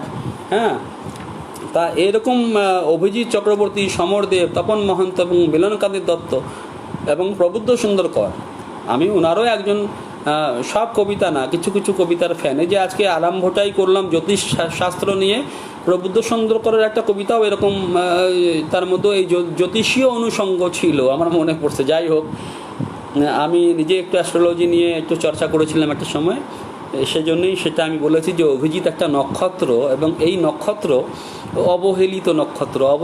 অভিজিৎ নক্ষত্র 27টা নক্ষত্রের মধ্যে পড়ে না, তার বাইরে। তবে এই নক্ষত্র কিন্তু নক্ষত্রই, এটা আমাদের জেনে রাখা দরকার আর কি। আমি আর একটা কবিতা এইবার পড়ব, যে আপনারা তখন আমি বলেছিলাম যে অভিজিতের কবিতায় আমরা দেখি নুঙ্কু নতমুখ বা নতমুখ পশু, এইরকম কিছু কিছু জিনিস হ্যাঁ আছে। তা আমি একটা কবিতা পড়ছি যার টাইটেল হচ্ছে নতমুখ। এই নতমুখ, নুঙ্কু নতমুখ, ক্লিব, এই ধরনের শব্দ অভিজিতের লেখায় প্রচণ্ড। আর আছে প্রপার নাউন্স, মানে প্রপার নেমস, মানুষের নাম। ওই যে বললাম ইন্দ্র কাকু, সন্তোষ জেঠু, উমা স্যার, এইসব অসংখ্য নাম। আর জেঠু কাকু, এই যে সম্বন্ধবাচক শব্দগুলো প্রচণ্ড। এই জন্যই আমার মনে হয়েছে উনি একটা সাংসারিক কবি। তবে সাংসারিক কবি, গৃহপালিত কবি, এবং দেখুন আপনি বললাম যে বাহিরে বন্ধন অন্তরে মুক্তি, এই যে বাইরের একটা বন্ধন আছে ঠিকই, কিন্তু ভিতরে ভিতরে উনি সেই জীবনমুক্ত মানুষ, জীবনমুক্ত কবি অভিজিৎ চক্রবর্তী। আমি নতমুখ কবিতাটা পড়ছি। কমেন্ট, কার কার কমেন্ট আমি একটু দেখে নিই। আচ্ছা, এ নিয়ে দুর্দান্ত আলোচনা আছে, দেরিদার লেখা। হ্যাঁ, দেরিদার লেখা অবশ্যই থাকবে, যে কনস্ট্রাকশন নিয়ে আছে, এসব নিয়ে। তো এখানে এটা আসলে এগুলো আলোচনা করার এতটা সময় নেই। আর তো কমেন্টগুলো আমি দেখেছি, যাই হোক সেরকম কমেন্ট নেই। আমি কবিতাটি পড়ি। নতমুখ। আমার আঙুলে তুমি বেজেছো ঝালায় আর হয়েছো পয়ার। এই যে ঝালা এবং পয়ার, এটা আপনারা যারা সঙ্গীত চর্চা করেন তারা জানবেন ঝালা এবং পয়ার কী জিনিস। পয়ার একটা ছন্দ। তা আমার আঙুলে, দেখুন আঙুলে যখন আমরা বাদ্যযন্ত্র বাজাই আঙুলের ব্যবহার হয়, কাজে আমার আঙুলে তুমি বেজেছো ঝালায়। তুমি বেজেছো, এই তুমি কে, এটা পরে আসবে। দেখেছি শরীর ফুঁড়ে জেগে ওঠা প্রাণের ফোয়ারা। শরীর ফুঁড়ে জেগে ওঠা প্রাণের ফোয়ারা, সঙ্গীতের কথাই বলছেন উনি। দেখেছি পেরেক বিদ্ধ দেহ কাণ্ড ভরে আছে ফুলে। পেরেক বিদ্ধ দেহ কাণ্ড ভরে আছে ফুলে। যে গাছের শরীরে পেরেক পোতা আছে, তবুও সেই গাছ ফুল দিচ্ছে।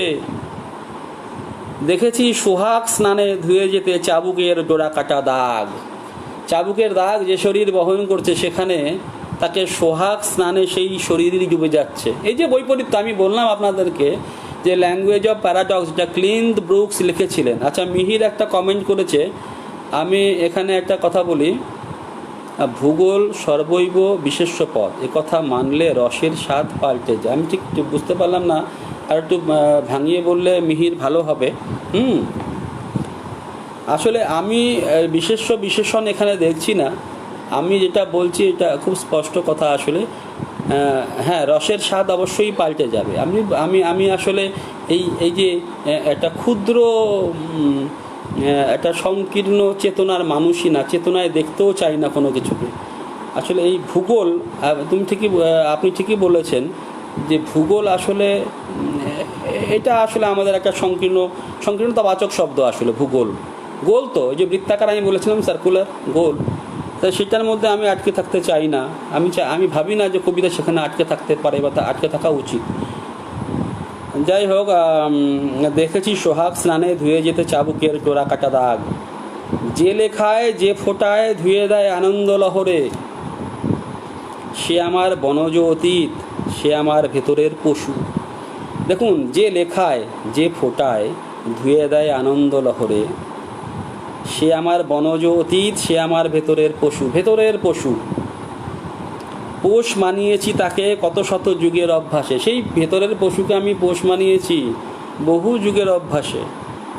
একটি আদেশে সে ঝাঁপ দেবে বাঘের মতো। এবং সেই পশু কিন্তু সম্পূর্ণ প্রস্তুত ঝাঁপ দেবার জন্য। আমার একটিমাত্র আদেশের অপেক্ষায় সে আছে, একটা কমান্ডের অপেক্ষায় সে আছে। ভেতরের পশু, সে পশু জেগে আছে, তাকে আমি জাগিয়ে রেখেছি। একটা স্পেস আছে, স্পেস নেই, একটি আদেশে সে ঝাঁপ দেবে বাঘের মতন। কেড়ে খাবে খিদের পেটে না পেলে আহার, সম্মত বিছানায় ইশারায় জাগাবে আদিম। খুব স্পষ্ট লাইন। যদি খিদে পায় সে ঝাঁপিয়ে তা আহার জুটিয়ে নেবে এবং বিছানায় সে আদিম হয়ে যাবে, সে শারীরিক হয়ে যাবে, সে শারীরিক খিদে মেটাবে। তো এই কথাগুলো এখানে বলেছে। তা এই যে খিদে, যে না ভাত দে হারামজাদা, তা না হলে মানচিত্র খাবো, এই ধরনের একটা এখানেও একটা ব্যাপার আছে। যাই হোক, সেখানে ভাতের কথা ছিল, এখানে শুধু ভাত নেই, এখানে অন্য রকম খিদে। আমাদের তো উদর দুটো, উদর আমাদের একটা না, একটা উদর যেটা ভাত খাই, আর একটা শিষ্ণদর। শিষ্ণ তো আপনারা জানেন, শিষ্ণদর আমাদের মধ্যে অনেকেই শিষ্ণদর পরায়ণ। যাই হোক, দুটো উদর, সে তারও খিদে থাকে, শরীরের খিদে থাকে, সেই পাশবিক খিদে থাকে। আর থেকে আর তো শীতকার ভেসে আসে কুমারীর, বৃদ্ধার, যুবতীর, সদ্য বালিকার। কোথায় কারা যেন দলবদ্ধ পশু পতাকাবাহী গণধর্ষণে মাতে, শাকে হাত ফুলের আগুনে।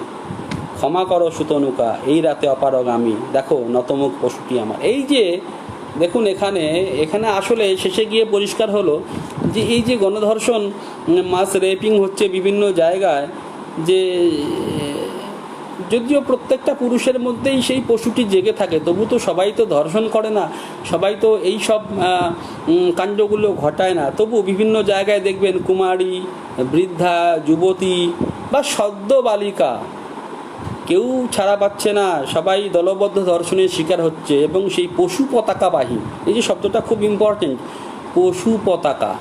যারা এইসব করে তাদের হাতের পতাকাটা হচ্ছে পশু পতাকা। যদিও যে পশু শব্দ হচ্ছে যারা পাশ দিয়ে বদ্ধ, পাশবদ্ধ মনেই পশু।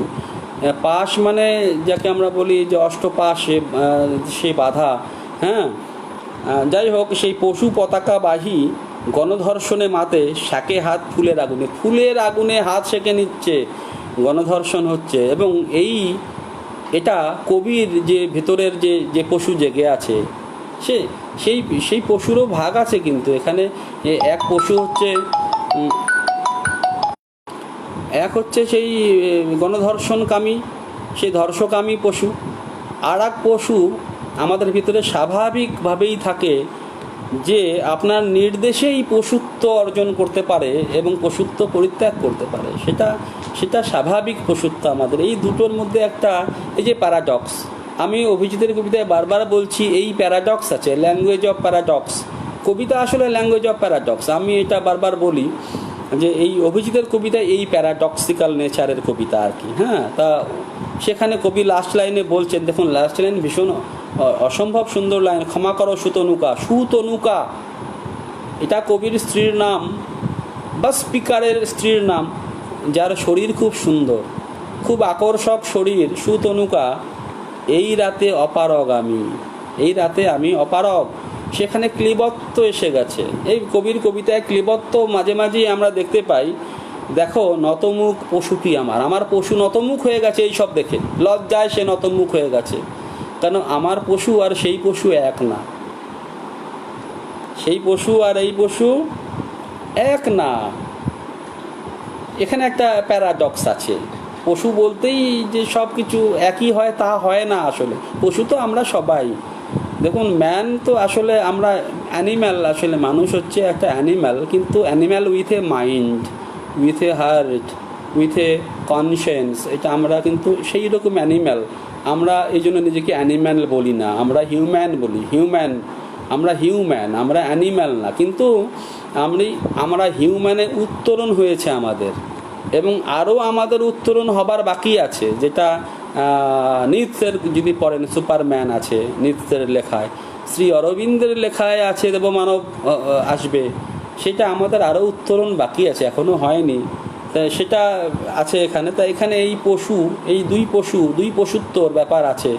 এক পশুত্ব হচ্ছে গৃহপালিত। আমি যে বলছি অভিজিৎ চক্রবর্তী গৃহপালিত কবি, নিজেই স্বীকার করেন, এবং একজন ডোমেস্টিক ম্যান, এবং তার জগৎটা হচ্ছে নিম্ন মধ্যবিত্ত পরিবার, এবং সেই পারিবারিক মূল্যবোধ তিনি লালন করেন তার কবিতায়। এবং এটাও পাবেন এখানে যে একটা হচ্ছে এই পারিবারিক পশুত্ব, গৃহপালিত পশুত্ব, যেটা আজকে নতমুখ, এই অনাচার দেখে, এই জিঘাংসা দেখে এই গৃহপালিত পশুত্ব নতমুখ হয়ে গেছে। এখানে একটা প্যারাডক্স আছে দুই পশুত্বের মধ্যে।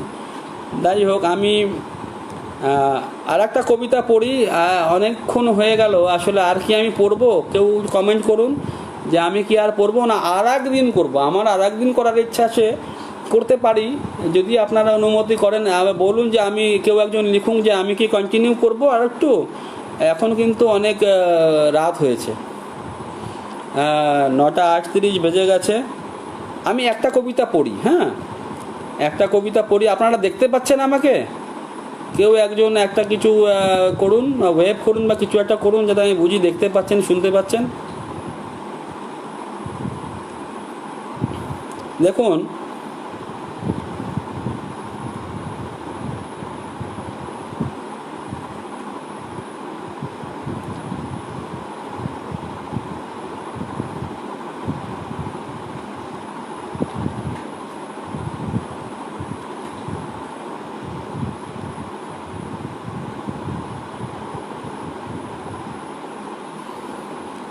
কেউ শুনতে পাচ্ছেন আমাকে? অনেকে নানা রকম আমাকে কবিতার কিছু বলেছেন, কিন্তু আসলে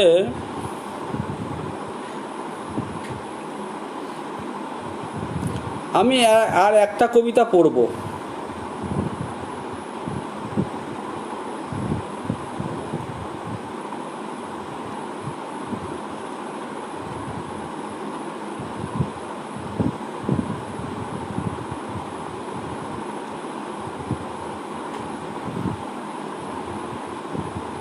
আচ্ছা, আর একদিন আসবো। আজকে আমি একটু খুব ক্লান্তও আছি সারাদিন। আর একদিন দরকার হলে আসবো। আর একটা কবিতা আমি পড়ি আজকে, সেটা হচ্ছে প্রজন্ম। কবিতাটার নাম প্রজন্ম। আমার মা দারুণ সব পিঠে বানাতো। এই যে বললাম, পিঠে পুলি পায়েস, এই যে সংসার, এই পরিমণ্ডলটাই আছে অভিজিতের কবিতায়, এবং এর থেকে উত্তোলনের পথও কবিতার মধ্যেই আছে। আমার মা দারুণ সব পিঠে বানাতো, হৃদয় আকৃতির সোনালি গোকুল পিঠে। গোকুল পিঠে আপনারা অনেকেই খেয়েছেন, হৃদয় আকৃতির হয় সেটা। একটা গ্যাপ আছে। আমার স্ত্রী, আমি গ্যাপগুলো বলে দিই কারণ গ্যাপগুলো খুব ইম্পর্ট্যান্ট। আমার মা, আচ্ছা গেল সেটা। আমার স্ত্রী শুধু কফি বানাতে জানতো। দেখুন, জেনারেশন গ্যাপ নিয়ে কবিতাটার বিষয়বস্তু হচ্ছে জেনারেশন গ্যাপ। একটা গ্যাপ দিয়ে আমার স্ত্রী, মা গোকুল পিঠে বানাতো, এখন স্ত্রী কি বানায়? আমার স্ত্রী শুধু কফি বানাতে জানতো, নরম হৃদয় ঢেলে বানাতো গরম পানীয়। স্ত্রী তার হৃদয় ঢেলে গরম পানীয়, সে কফি বানাতো। আবার একটা স্পেস আছে, বার্গার বাবলি চাট নিয়ে মেতে আছে অনামিকা, হাতে ব্যাগে নিরাপদ গোপন বেলুন লাল নীল। এই লাস্ট লাইনটা ভীষণ একটা একটা বিস্ফোরক লাইন। একটা বিস্ফোরক লাইন। এই কবিতাটার শেষ লাইনে গিয়ে একটা বিস্ফোরণ আছে, একটা এক্সপ্লোশন আছে। দেখুন জেনারেশন গ্যাপ কোথায় পৌঁছে গেছে। আপনারা দেখুন, বার্গার বাবলি চাট, এগুলো তো এই সময়ের যারা কিশোর কিশোরী যুবক যুবতী তারা খায়। এগুলো তো আমরা তো আমাদের জীবনেও আমরা খাইনি। আপনারা জানি না কে কে খেয়েছেন, কিন্তু আমাদের সময়ে এত সব ছিল না। তো এখন যারা আছেন তাদের মধ্যে কেউ কেউ, তাদের অনেকেই বার্গার খান, বার্গার এবং বাবলি চাট এইসব নিয়ে মেতে আছে অনামিকা, হয়তো কবির কন্যা, সে মেতে আছে। হাত ব্যাগে নিরাপদ গোপন বেলুন লাল নীল। এই যে গোপন বেলুন, বেলুন শব্দের ব্যবহার দেখুন। বেলুন কি? গোপন বেলুন। দেখুন, গোপন বেলুন আছে, লাল নীল রঙের গোপন বেলুন তার হাত ব্যাগে আছে। সে কি জিনিস? আপনারা নিশ্চয়ই বুঝতে পেরেছেন সেই গোপন বেলুন কি জিনিস। কন্ডম। সেই বাবলি চাট খেয়ে বার্গার খেয়ে অনামিকা ঘুরে বেড়াচ্ছে, তার হাত ব্যাগে কি আছে? কন্ডম আছে। তার জীবনবোধ কিভাবে পাল্টে যায় জানি না আমি। এটা অভিজিতেরই কবিতা, তপনবাবু। আমি তো এখানে দেখতে পাচ্ছি, এখানে পাঠিয়ে দিয়েছে, অভিজিৎই পাঠিয়েছে আমার কাছে। এটা কিভাবে? এটা তপনদার কবিতা, অভিজিৎ বলছে তপনদার কবিতা, কিন্তু আমাকে তো অভিজিৎই পাঠিয়েছে প্রজন্ম নামের এই কবিতা। যাই হোক, এটা অভিজিতের কবিতা না, যদি না হয়ে থাকে তাহলে আমার কিছু করার নেই, অভিজিৎ ভুল করে পাঠিয়ে দিয়েছে আমার কাছে, হতে পারে।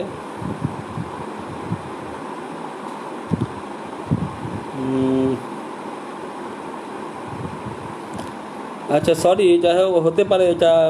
আসলে মোবাইলে অনেক কিছু মোবাইলে এসেছে, তো আমি কোনটা টিপতে কোনটা টিপছি এটাও হতে পারে। আসলে এগুলো ব্যাপারে একটু মুশকিল। অভিজিৎ পাঠিয়ে, যাই হোক, এটা তপনবাবুর যদি কবিতা হয় তবু বলবো যে এটাও একটা দুর্ধর্ষ কবিতা। যাই হোক, আমরা সবাই উত্তর পূর্বাঞ্চলের কবি, অভিজিতের কবিতা পড়তে পড়তে না হয় একটা তপনবাবুর কবিতাও পড়ে ফেললাম, এটা কোনো ব্যাপার না। তপনবাবু বা অভিজিৎ আশা করি কেউ কিছু মনে করবেন না, এরকম হতে পারে, অনেক সময় হয়ে যায়। আমরা এই যে মোবাইলের মধ্যে সব এসব এসেছে, হ্যাঁ। যাই হোক, অভিজিতের কবিতা দেখি আরও দু একটা যে পাইনি, একটা যদি পেয়ে যাই আমি পড়ছি।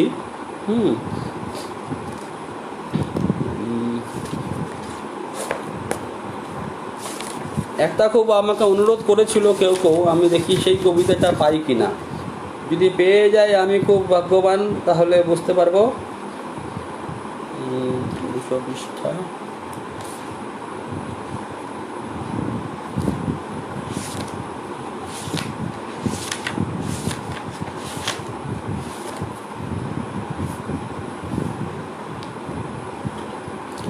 হ্যাঁ, ঠিক পেয়ে গেছি, আমিও ভাগ্যবান।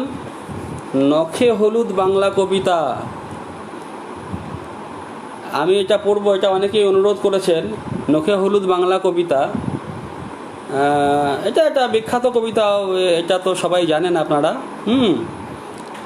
রবিবার আমি আর একদিন আসবো, আজকে বোধহয় হবে না, আজকে আসলে আমি ঠিক অন্য ব্যস্ততা ছিল। আমি এই নখে হলুদ বাংলা কবিতাটা পড়ছি। কিছু কবিতা বাপ মা মরা সংসারে রুগ্ন ছেলেদের মতো, গামছা জড়িয়ে যে ঠাকুর দেয় সকাল সন্ধ্যায়। দেখুন ছবিগুলো, কল্পনা করুন, কবিতা, তাকে একটা হিউম্যান অ্যাসোসিয়েশনে কবি দেখছেন, হিউম্যান অ্যাসোসিয়েশন। কবিতাকে এখানে উনি এখানে যেটাকে আমরা পার্সনিফিকেশন বলি, পার্সনিফিকেশন করে দেখছেন আর কি, একটা হিউম্যান আরোপ করে দেখছেন। গামছা জড়িয়ে যে ঠাকুর দেয় সকাল সন্ধ্যায়, একটা ছেলে যে গামছা পরে ঠাকুর পুজো করে সকাল সন্ধ্যায়, বাপ মা সংসারে সেই রুগ্ন ছেলেটির মতন কিছু কবিতা আছে, কিছু কবিতা সেরকম। যে সহিষ্ণু মাছ কোটা শিখে নেয়, সেই ছেলেটি সহিষ্ণু মাছ কোটা শিখে নেয়। মাছ কোটা জেনারেলি পুরুষরা তো করে না, কিন্তু কিছু কিছু ছেলে থাকে রুগ্ন, একটু ঘরোয়া, তারা মাছ কুটতে জানে সহিষ্ণুভাবে, তার কোনো এখানে কোনো তারা সাংসারিক, এই যে বললাম অভিজিতের কবিতা খুব সাংসারিক, সেই সহিষ্ণু মাছ কোটা। আমার মনে হয় অভিজিৎ মাছ কুটতে জানে, আমি কিন্তু জানি না। যাই হোক, যে সহিষ্ণু মাছ কোটা শিখে নেয়, যে জানে আদা জিরে কাঁচা লঙ্কা বাটা, জানে রসুন ফোড়ন, সেই ছেলেটি যে এই আদা জিরে কাঁচা লঙ্কা বাটা জানে, রসুন ফোড়ন জানে, এবং স্বপ্নে যে মুরগি পালে, সেই ছেলেটি মুরগি পালন করে, স্বপ্নে পালন করে। দেখুন, চিন্তা করে দেখুন, বাস্তবে না, স্বপ্নে সে মুরগি পালে, ডিম ফোটায়, আনে সচ্ছলতা। সংসার অসচ্ছল, কিন্তু সংসারে সচ্ছলতা আনার জন্য সে স্বপ্নে মুরগি পালন করছে, ডিম ফোটাচ্ছে। এটা কিন্তু কবিতার কথাই বলা হচ্ছে এখানে, মনে রাখবেন, এই জায়গাটা মিস করলে হবে না। আর ব্যবসা দাঁড়ালে যে ভাইটার বিয়ে দেবার অপেক্ষায় আছে, এবং সেই ছেলেটি একটা ব্যবসায় হয়তো ছোটো মোটো একটা ব্যবসা করে, সেই ব্যবসাটা যদি দাঁড়িয়ে যায়, সে যদি সামান্য কিছু লাভের মুখ দেখে, সে হয়তো নিজের ছোট ভাইটির বিয়ে দেবে, নিজে বিয়ে করবে না। নিজে বিয়ে করার শখ নেই, ছোট ভাইটির বিয়ে দেবে, এই তার স্বপ্ন। হ্যাঁ, একটা পুংলিঙ্গ আছে বটে, তারও একটা পুংলিঙ্গ আছে। সে নিজে বিয়ে করতে চাইছে না, ভাইয়ের বিয়ে দিতে চাইছে, এর মানে এই না যে সে নপুংসক। তারও একটা পুংলিঙ্গ আছে বটে, তারও নতমুখ। এই যে বারবার বলছি, আবার নতমুখ শব্দটি এসেছে। নতমুখ, এই যে নতি, অভিজিতের কবিতায় এই নতি বারবার এসছে। এখানে পৌরুষ যেন পরিস্থিতির চাপে নত। এটাই আমরা বারবার দেখছি, পরিস্থিতির চাপে বা বিবেকের তাড়নায় পৌরুষ নত হয়ে যাচ্ছে। এটা আমরা বারবার পাচ্ছি। সেই নতমুখ পুংলিঙ্গ, যার উত্থিত হবার কথা, কেননা ছেলেটি যুবক, কিন্তু সেটা নতমুখ। এমনকি নিম্নবিত্ত, এই যে নিম্নবিত্ত কথাটি এসেই গেছে, নিম্নবিত্ত বলছিলাম, এমনকি নিম্নবিত্ত গাদাগাদি রাতেও মাথা তোলায় স্বচ্ছন্দ নয়। নিম্নবিত্ত গাদাগাদি রাত, যে আমরা গাদাগাদি করে বিছানায় ঘুমিয়ে থাকি নিম্নবিত্ত পরিবারে, আলাদা আলাদা বিছানা কল্পনাও করতে পারি না, সেখানে সেই নতমুখ লিঙ্গ সে মাথা তোলার সাহস পায় না, সে ফোঁস করতে পারে না। নখে হলুদ এইসব বাংলা কবিতার সঙ্গে, দেখুন একটা স্পেস আছে এরপরে, এসব বাংলা কবিতা, এই যে আলোচনা হলো, দেখুন কিছু কবিতা, বাপ মা সংসারে রুগ্ন ছেলে, গামছা জড়িয়ে ঠাকুর দেয়, মাছ কোটা শিখে নেয়, আদা জিরে কাঁচা লঙ্কা বাটা রসুন ফোড়ন এইসব জানে, স্বপ্নে মুরগি পালে, ডিম ফোটায়, ব্যবসা দাঁড়ালে ভাইয়ের বিয়ে দিতে চায়। তারও একটা পুংলিঙ্গ আছে, কিন্তু সে মাথা তোলার সাহস পাচ্ছে না। তো নখে হলুদ এই সব বাংলা কবিতার সাথে, নখে হলুদ এটা একটা বিরাট ইম্পর্টেন্ট জায়গা। নখে হলুদ, নখ, আমাদের নখ তো আসলে দেখুন, নখ কিন্তু একটা হিংস্রতার প্রতীক, পৌরুষের প্রতীক। এখানে নখ, সেটা হলুদ হয়ে গেছে। এটা চিন্তা করবেন, তার তো নুঙ্কু নতমুখ, তার তো সেই পৌরুষ ঢাকা পড়ে গেছে, পৌরুষ চাপা পড়ে গেছে, যৌন অবদমন করতে হয়েছে তাকে, তার নখ হলুদ হবেই, সে নখে হলুদ। এবং আমাদের এই কবিতাও নখে হলুদ, নখে হলুদ এইসব বাংলা কবিতার সঙ্গে। গুয়াহাটি শিলচরের বাসে আমার প্রায়শই দেখা হয়ে যায়। গুয়াহাটি শিলচরের বাস, শিলচর মানে বরাক ভ্যালির প্রধান শহর, এবং গুয়াহাটি, এই দুটোই বাংলা কবিতার এখানকার যদি কেন্দ্র হিসেবে ধরি, দুটো কেন্দ্র গুয়াহাটি এবং শিলচর। এই গুয়াহাটি শিলচরের এই যে টানাপোড়েন, যাই হোক, এই বাসে, তার মানে এই যে গুয়াহাটি এবং শিলচর, বরাক এবং ব্রহ্মপুত্রের যেসব কবি, তারা এই সব নখে হলুদ কবি, তাদের কবিতাগুলো নখে হলুদ কবিতা। কি কবিতা? যাদের পৌরুষ উত্থিত নয়, নতমুখ, সেই সব কবিতা, সেই সব কবিতার সঙ্গে কবির দেখা হয়ে যাচ্ছে। দেখুন কার দেখা হচ্ছে, যার দেখা হচ্ছে সেও একজন কবি। এই যে বললাম প্যারাডক্স, এটাও প্যারাডক্স যে সুকান্ত ভট্টাচার্য লিখছেন, কবিতা তোমায় দিলে মাঝকে ছুটি, কবিতা তোমায় দিলে মাঝকে ছুটি, তিনি কবিতাতেই লিখছেন, কবিতাতেই কবিতাকে ছুটি দিচ্ছেন। এখানে কবি বলছেন যে এই সব নখে হলুদ কবিতার সঙ্গে আমার দেখা হয়ে যাচ্ছে, এবং এই যে কবিতাটা যেটা আমি পড়লাম সেটার নামও নখে হলুদ বাংলা কবিতা, এটাও একটা নখে হলুদ কবিতাই। কবি নিজেও একজন নখে হলুদ কবি, তার সঙ্গে দেখা হচ্ছে নখে হলুদ কবিতাদের, যারা আপ ডাউন করছে গুয়াহাটি শিলচর। বাংলা কবিতার একটা মানচিত্র এখানে আমরা পাচ্ছি। এই যে নতমুখ, আমরা যেখানে যারা উত্তর পূর্ববাসী, আসাম, ব্রহ্মপুত্র বা বরাক ভ্যালিতে বাস করি, যারা কবিতা লিখি, যাদের কবিতায় সারা বিশ্ব মানচিত্র আঁকা আছে, আমি তো মনে করি আমাদের কবিতায় বিশ্ব মানচিত্র আঁকা আছে, তাদেরকেও অবদমন করতে হয়, অবদমিত হতে হয়। পারিপার্শ্বিক আমাদেরকে অবদমন করে, পারিপার্শ্বিক। এই যে কণ্ঠে পারিপার্শ্বিকের মালা, কার যেন বই পড়েছিলাম, আমাদের কণ্ঠে সেই পারিপার্শ্বিকের মালা, যেই মালা কাঁটার মতন বিঁধছে, কণ্ঠে পারিপার্শ্বিকের মালা কাঁটার মতন বিঁধছে। খুব বেশি স্পষ্ট করব না, কারণ ভুল বার্তা যেতে পারে। আমি ভুল বার্তা দিতে চাই না। আমি প্রেমিক মানুষ, আমি সবাইকে ভালোবাসি, আমার পারিপার্শ্বিককে আমি ভালোবাসি, কিন্তু চাপে আছি। যেমন আপনারাও অনেকেই চাপে আছেন, আমিও চাপে আছি। চাপ এবং এই চাপ একই সঙ্গে আশীর্বাদ এবং অভিশাপও, এটাও বললাম। যাই হোক, আমি চেষ্টা করব অভিজিৎ চক্রবর্তীর কবিতা, নতুন কবিতা, যে কবিতার খাতা, তার একটা কবিতায় আমি পড়তে পেরেছি আজকে হলো না, অনেকটা সময় লেগে গেল। আমি আর একদিন চেষ্টা করব তার নতুন কবিতার খাতার কবিতাগুলো নিয়ে আলোচনা করতে। আজকে হলো না, আমি আর আছে অন্য ব্যস্ততা ছিল। যেহেতু আমি আমার কলেজেও একটা চাকরি তো করি, চাকরিটা তো বাঁচিয়ে রাখতে হবে। এখন ক্লাস নেই, ওয়েবিনার হচ্ছে, সেটার আমাকে দেখাশোনা করতে হয়, যে বারে বারে ফোন আসছে, এসব বিভিন্ন অসুবিধা। আমি আর একটু পড়াশোনা করব, সেটাও আমি করতে পারিনি। আসলে আমি পড়াশোনা না করলেই ভালো বলি। আমি একটা লক্ষ্য করেছি যে আমি যত কম পড়াশোনা করব তত ভালো বলবো। বেশি পড়াশোনা করতে গেলে আমি গুলিয়ে ফেলি। আমি আগে যা পড়েছি, এখন তো আজকাল আর পড়াশোনা খুব কম করি, আধা কাচরা পড়াশোনা। একটা সময় খুব পড়াশোনা করতাম। মিহির বলেছিল যে মিহির 15 বছর আগে খুব পড়াশোনা করতো, আমিও তাই খুব পড়াশোনা করতাম একটা সময়। আজকাল করি না। এই যে যা পড়েছি, যে লাকা থেকে বললাম আপনাদের, সজুর থেকে বললাম, বা দেরিদার কথাও একটু এসে গেল, সেগুলো সেই আগের পড়াশোনা। এখন আর পড়াশোনা কোথায়, আমি আবার করতে চাই। এই যে লাইভ করছি, আমিও একটা প্রেরণা অনুভব করছি, কিন্তু যে আবার একটু পড়াশোনা করি। উত্তর পূর্বের কবিতা আলোচনাই হয়নি আসলে। আপনারা দেখছেন যেসব আলোচনা, সেগুলো আলোচনাই না। কেউ কিছু মনে করবেন না যদি আমি কাউকে আঘাত দিয়ে থাকি। এইগুলো আলোচনা হয়নি আসলে, ভাষা আলোচনা। এই ভাষা আলোচনা, এই আলোচনার পেছনে কী থাকে আমি জানি না। কেন এই ধরনের আলোচনা হয়? আলোচনা হোক, ভালোভাবে আলোচনা হোক, কবিতা ধরে আলোচনা হোক, সেটাই তো হওয়া উচিত বলে আমি মনে করি। যাই হোক, অভিজিৎ চক্রবর্তী, আমার সর্বশেষ আমি যেটা বললাম সেটা হচ্ছে, সে তো আসলে আমাদের বাংলা আমরা বাংলা, অনেক বাঙালি কবি বাংলায় লেখালেখি করি, কিন্তু আমরা কোনোদিন আমাদের একটা প্ল্যাটফর্ম বানাতে পারিনি, যেটা অভিজিৎ বানিয়ে দিয়ে গিয়েছিল। অভিজিৎ উত্তরবঙ্গ থেকে এসেছে, ও যদিও উত্তরবঙ্গ ওই যে গ্রেটার যে নর্থ ইস্টেরই অন্তর্গত। এখন বর্তমানে সে আসামেরই স্থায়ী বাসিন্দা।